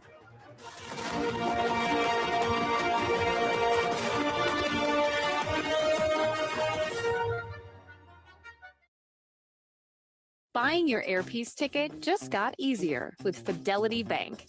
When you book on flyairpiece.com, choose Fidelity payment options and complete your payment effortlessly. With Fidelity Bank, you can pay with transfer, fast, secure, and powered by Fidelity. Buy now, pay later, enjoy flexible payments, and travel stress-free. Book on hold. Lock in your travel plans and pay when you're ready. Whichever you choose, every transaction is quick, seamless, and protected. No stress, no hassle. Just smooth payments every time. Because with Fidelity Bank, flying Airpiece isn't just about getting there, it's about getting there with ease. Fly Airpiece. Pay the Fidelity way. Simple, safe, convenient. Visit flyairpiece.com to get started. We are Fidelity. We keep. Coming soon to over 500 million smartphone users and 1.5 billion voices. Leke, the social platform for the world, out of Africa. By the founders of Arise and This Day Media Group, we're going to be launching with a big bang.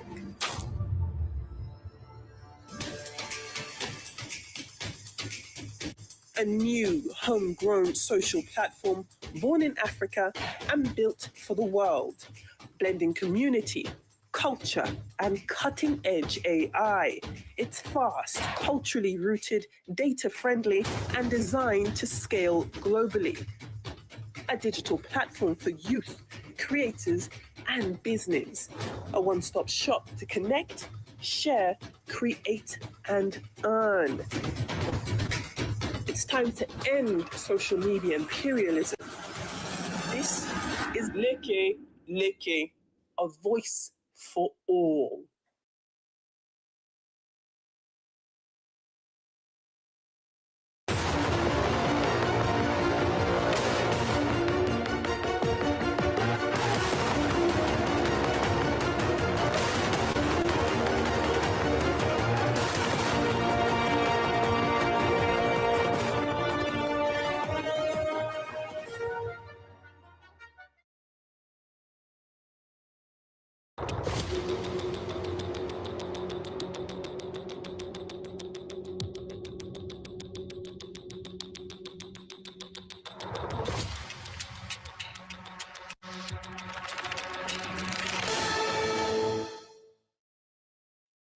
All right. It is welcome back to the Global Business Report here on Arise News. It is our Eye on Tech. We had the Consumer Electronics Show that kicked off on Tuesday. We've been following all the proceedings, and this time we're going to talk about robots. Robots have been so popular that they actually dedicated a space for humanoid robots at CES this year. That's just how much. That's how much innovation that they were expecting. But let's talk about drones. If you're a content creator or like us, you're in media, drones, of course, and even in national security, drones are ubiquitous. They have a lot of use. In fact, the Russia-Ukraine war that you're seeing, they've been using a lot of drones to fight each other. But for CES, this company, Anti-Gravity, that was spun out of a Chinese company, has shown off its 360-degree drone. And you can see the goggles there by this gentleman that is tested. And you can see the controller there in white. And here's the drone that's going to be taking off. There we go. And so it's got two different cameras, and it has this, I think it's called free motion software, so is what it's called. But that allows the drone to merge the cameras, the software now merge the camera view together, and then you get this. This is so. What was that Leonardo DiCaprio movie? Was it in? Wasn't in what was that Leo DiCaprio film where they were dreaming? But anyway, I'll remember in a second. It essentially is like that movie. Regardless of what direction the drone is moving, you essentially get a 360-degree view as opposed to a regular drone where the camera is facing the direction the drone is going in. So for content creators, for media, even for Inception. There you see, I trust my gallery. Inception, thank you. Inception was that film where it just seemed like the whole scene was collapsing in on itself, and it was this massive, it's a really extensive view. So pretty cool there. I don't believe they've. I think it's going to be going on sale soon. They've had to meet FCC requirements in the United States because the United States has been pretty strict about allowing, particularly Chinese drones in the country. But they are, in an interview, the CEO said that they've gotten approval to sell their drone in the United States. And yeah, this just is one of the highlights of the Consumer Electronics Show. All right, robots. Like I said, so popular that they essentially just had to set up their own section in CES. And so Onero, I believe, is this from Switchbot.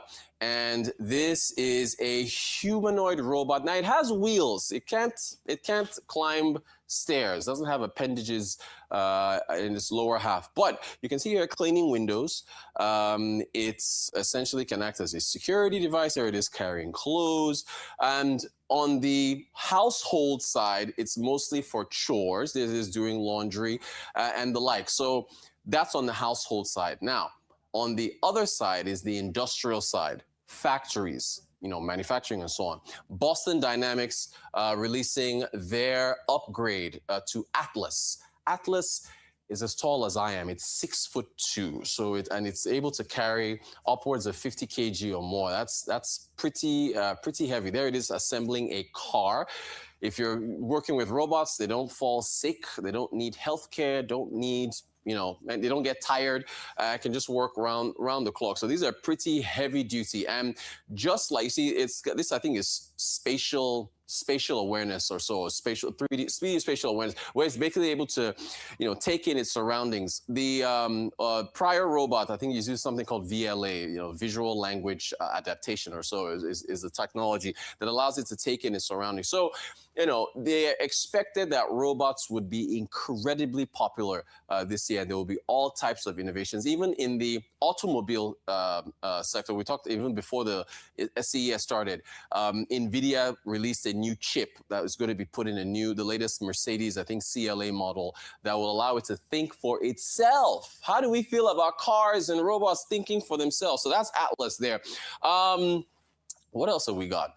Okay, yeah. So speaking of NVIDIA, let's talk about some news that has just come in. I mean, over the last 24 hours, we've just had news whipsawing about the H200 chip. Now, we talked about Vera Rubin on, I think it was Tuesday, we talked about Vera Rubin, which is a chip, the latest chip for artificial intelligence inference, training, and so on, named after the astronaut Vera Rubin, who discovered dark matter. But after Vera Rubin is Blackwell, and after Blackwell is the H200. So basically, according to reports, China should allow for the H200 chips to be sold in its region this quarter. There's been a lot of back and forth about the United States allowing NVIDIA to give that technology to the Chinese. We heard the Chinese said that they were telling their firms not to order them. Then we heard NVIDIA said they wanted upfront payment. And now we hear there's going to be an approval. So that's on the NVIDIA side. More AI news. I think this is with Anthropic. Anthropic makes Claude. Claude is one of the AI bots that is out in the market. According to a term sheet seen by the Wall Street Journal, they're seeking to raise $10 billion at a $350 billion valuation. That is gargantuan. And this is a company that's still not publicly traded. Singapore's Sovereign Wealth Fund, I think it's called GIC, is apparently one of the investors. In the past, Microsoft, NVIDIA have both pledged to invest money in Claude. And by the way, Claude is made by, or rather Anthropic, the parent company that has the Claude AI, is made up of former OpenAI executives, right? So OpenAI, they're just found this. Oh yeah, by the way, this is another robot that was revealed This is from, I think, Rabrock, if I have that correctly. Beijing Rabrock Technology Co. And they have released this Sora, I think, robot that climbs. It's a vacuum cleaner. They make vacuum cleaners. At last year's CES, they released something called the T720, if I remember correctly. It was a vacuum cleaner that had an arm and could pick up things like socks. But the markets, and I think it sold for about, it retailed for about $2,500. There's no release date for this yet, but they launched it at CES, and apparently it can climb stairs, vacuum the stairs, and it's supposed to have some kind of, okay, I'm giving a pun, a leg up on the competition. All right, that's the latest for the CES. We'll continue to bring you updates, technology updates, as the Consumer Electronics Show continues in Viva Las Vegas. We're going to focus on Nigeria. Up next, we have got Cardinal Stone in the building. That's right. Olaolu Boye, lead economist, fixed income strategist with Cardinal Stone, with their 2026 outlook for the most populous nation on the African continent. You don't want to miss that conversation. Stay tuned.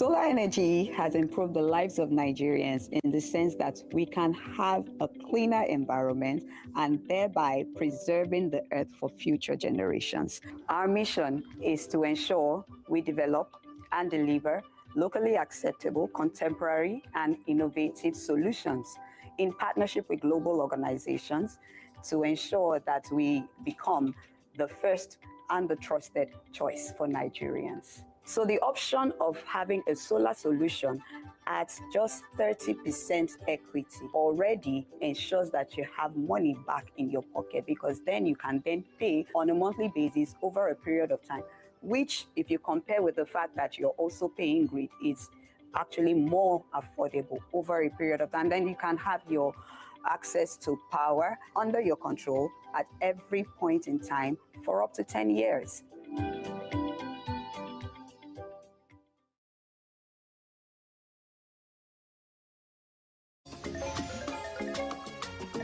Mama the mama. My smally. Gen Z mama we carry better swag. You dey wine. It be like say plenty credit don't overload for that your size. Credit now water.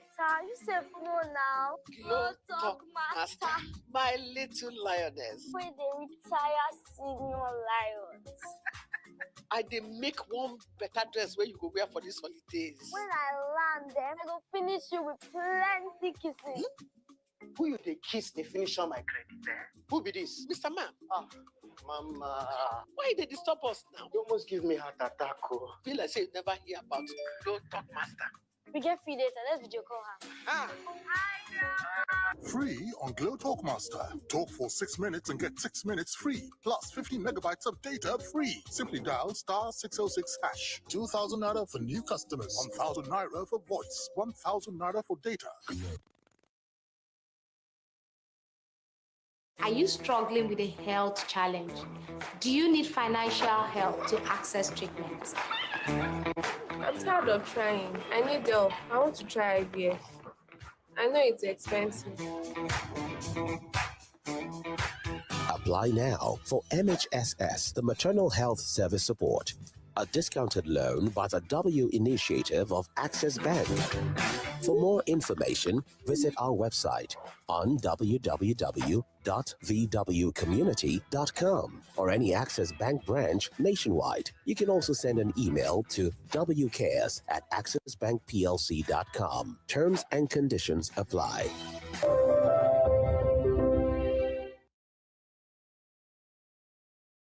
Good morning. Today's weather will be sunny with a high of 31 degrees. Alexa, music please. Playing workout music. Striving for mastery? You need speed, precision, and clarity of purpose. They all add up. Talent is not enough. You've got to prove that you're able to take advantage of unlimited opportunities when they come. And to do that, you need plenty of data. Scratch that. You need unlimited data.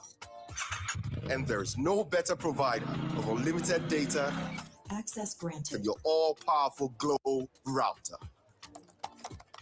Whether home or office, enjoy unlimited data on a Glow router. Dial *312#. You know, I've got unlimited eyes. Glow Unlimited. I'm still watching. Monday morning talking about me while I'm making. Starting and growing a business can be tough, Debits? especially with insufficient funds. This business is becoming too expensive. My children need to start feeding me. More, these figures are not smart.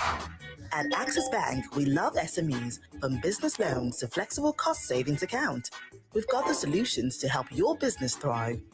With our Diamond Business Advantage account, you can easily access financial support, business tools for growth, business loans, and opportunities to meet and interact with other business owners.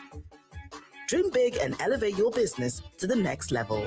To learn more, visit www.accessbankplc.com/business/SME-banking or walk into any of our branches to get started.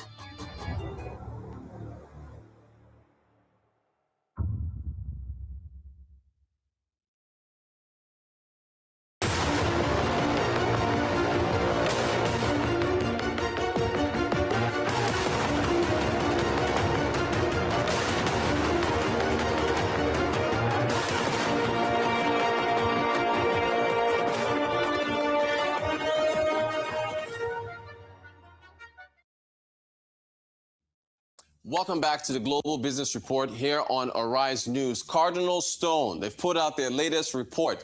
Indicators align for sustained macro gains. That sounds pretty positive. There is a lot to get into. I really enjoyed reading this report. Incredibly informative. We are happy to have their lead economist and fixed income strategist at Cardinal Stone, Olaolu Boboye, to join us to discuss. Happy New Year, sir. Thank you so much. Good to see you again. Have a seat. Let's get into this report. I really enjoyed reading this. So, going by the title, it suggests that there are, good things to come. Tell us about the title. What's informing that? What are you essentially saying about where the country is going as far as the economy is concerned? So we strongly believe that Nigeria is currently in a stable environment. And if you do an economic heat map using different scoring method, Nigeria at the current state looks so much like 2019, where we had very good stability. The last time we had that kind of stability was in 2014. So we are very much optimistic on the dynamics that we have at the moment. Great. Now, the next charts, I really like this, right? You've got NGX 30 companies, and you're essentially, you could overlay GDP on this chart, right? Because you can see this is their net income in blue, profit margins in light purple, I guess. And I mean, look at 2020 when COVID struck and so on and so forth. So talk to us about this is 2023 from the reforms, and we know how they hit hard. This spike to the up to the right. What's that saying? So what this chart is simply telling us is that it mirrors the economy. So what we tried to do was to disintegrate the overall economy into major components, right? We have the businesses, we have individuals, and then we have the overall, we have the government, right? From the business perspective, what we're saying is that after the struggle that we had in 2023, where FX-induced struggles, and as well as the reform struggles that we saw from the government, affected things. What we are having now is that there is a massive improvement currently ongoing. And we used this profitability as a gauge to see how businesses are faring.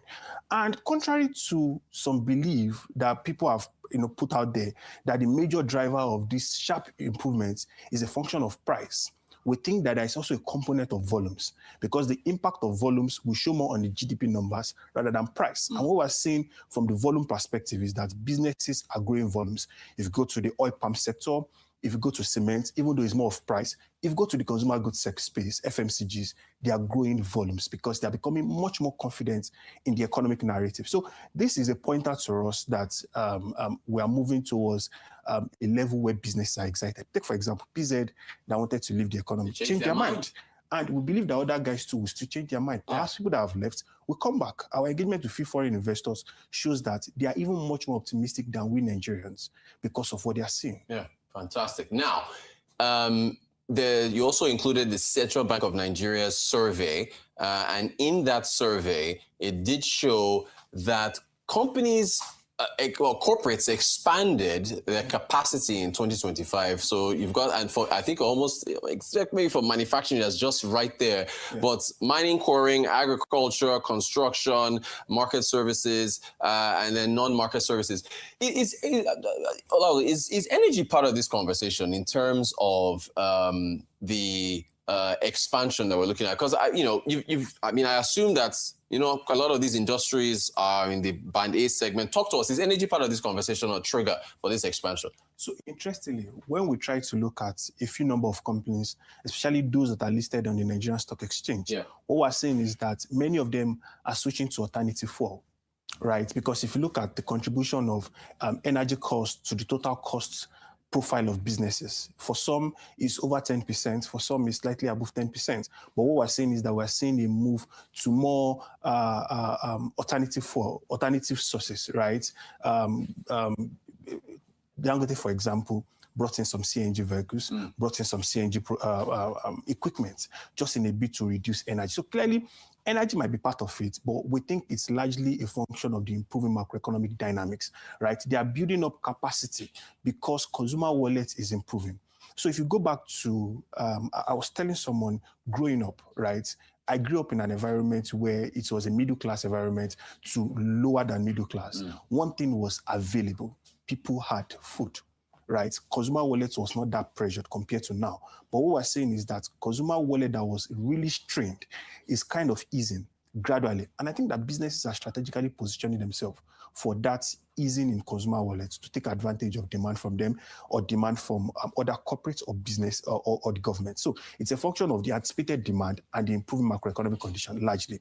I am glad you mentioned you growing up in a middle-class environment where everybody had food because, we're going to get to food.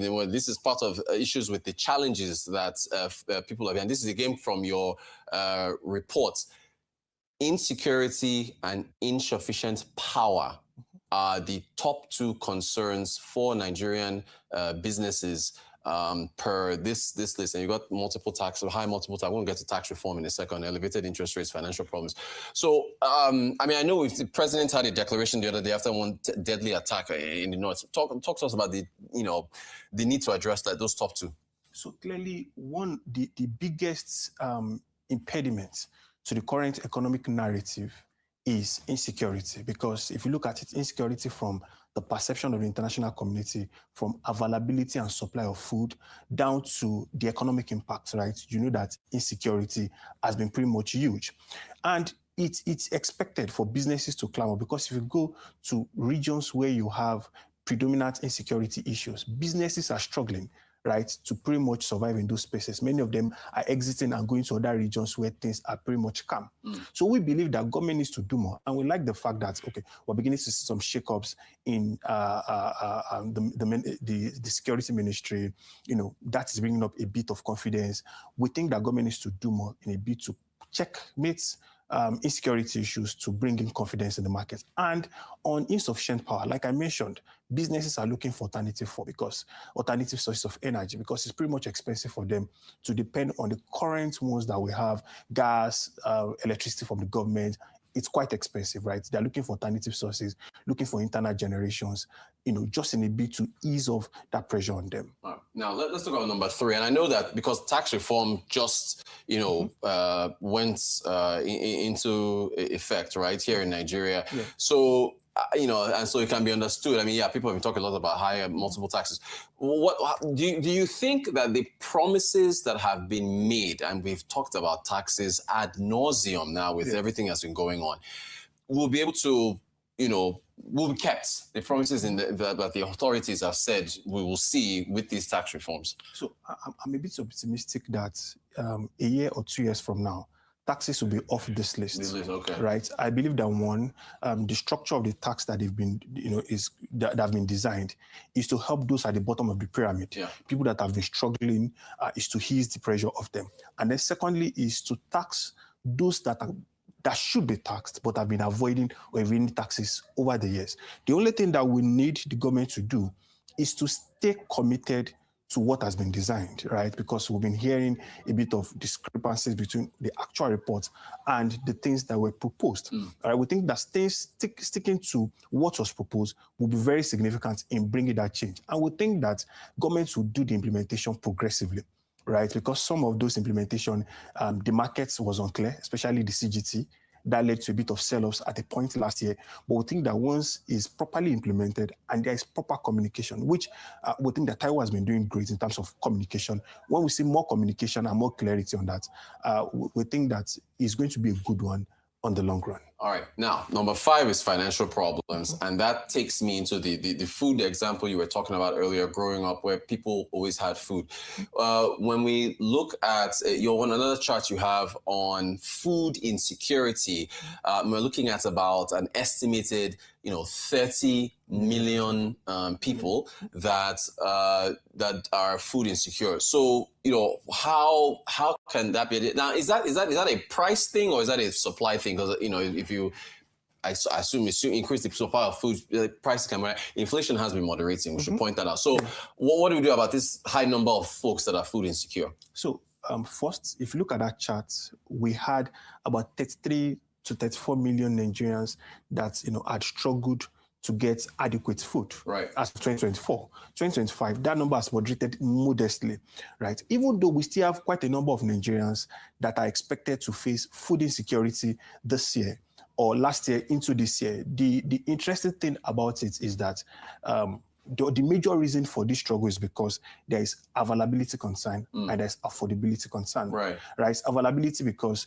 there is struggle with insecurity. And that's where perhaps maybe state policing will come in to help ease the problem. I know most of the concern that people are having is the ability of states to be able to finance, to meet up with the costs of having state policing. But we think that if you look at it from tackling the insecurity perspective and the overall benefit, it outweighs the costs on the state government. So we think, state policing coming to ease insecurity will be good to, bring about improved availability.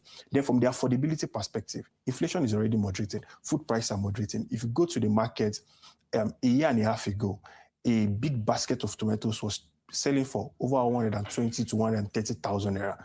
At the moment, people are buying it for around 60, and that's because it's festive period. After festive period, maybe you'll be getting it lower than that.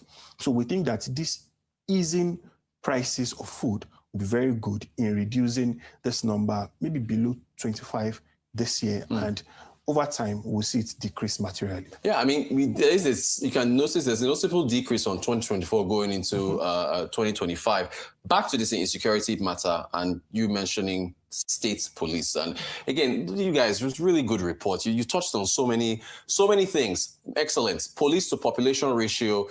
For our viewers, you can see Nigeria there in red, and the United Nations benchmark. So we do not have enough police. I mean, even doctors. I mean, pick your sector.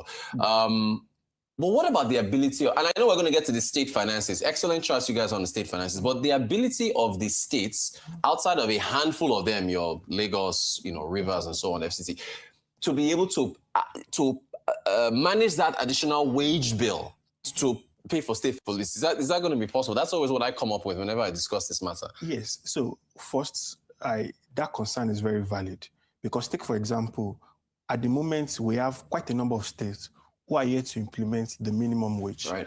Many of them are still sticking to the old minimum wage, and that's because of their finances. But notwithstanding, we think that the improved FAC numbers that we're seeing, improved FAC allocation to the states, is a good one, right? And we think that it should give state government the leeway to be able to take on this cost. Already, some states have some structure, security personnel, like the Amotekun and others. They're already doing it because if you place it on a balance, solving the insecurity issues that has plagued the country since 2009 and the costs on government financing, I think that solving the problem of insecurity will place more, we should place more weight on it. If you solve the insecurity, you're able to attract investors to your region, you're able to grow your IGR, and then the overall impact is positive. Yeah. So I think that immediately at the moment, a few number of them can, Those that can, they can depend on the FAC to be able to meet up these expenses, but the long run benefits, would drive investor and ease pressure on the fiscal side of things. Speaking of easing pressure on fiscal, let's get to FAC, the Federal Accounts Allocation Committee, the money that is disbursed. Now, so we've got a number of charts, right? You're essentially showing, and I see, higher non-oil revenue than oil and gas revenue in terms of the increase of 8-month period, 2020, 2025. So let's talk about the health of these states. So for anyone that's wondering now, that says, okay, Olalu, how is it that what was the trigger? What was the turnaround that has led to the state's fiscal health looking better? So it's good to provide a bit of context. Number one, states are cutting down on their debt levels at the moment. Number two, states are growing capex. That was last year. And that's pretty much the first time they've done that in so many years. Right? It started from 2024 and down to 25. And we think that will progress going into 2026. One, FAC has been improving, right? And that has supported state governments. Secondly, we already know reason why FAC has been improving. That's because of the old reforms that government have done. It has ballooned, the FAC numbers, and state government have benefited from it. Secondly, is the fact that we like that state government are now being more aggressive on capex. Last year was perhaps the most interesting year where we saw a lot of state governments back on airport projects, Ogun State and a few other states, right? And we like the fact that they are cutting out debts. So them cutting down on debt is good for their credit rating. It's good for their ability to take on more debt when they need it at a cheaper cost, especially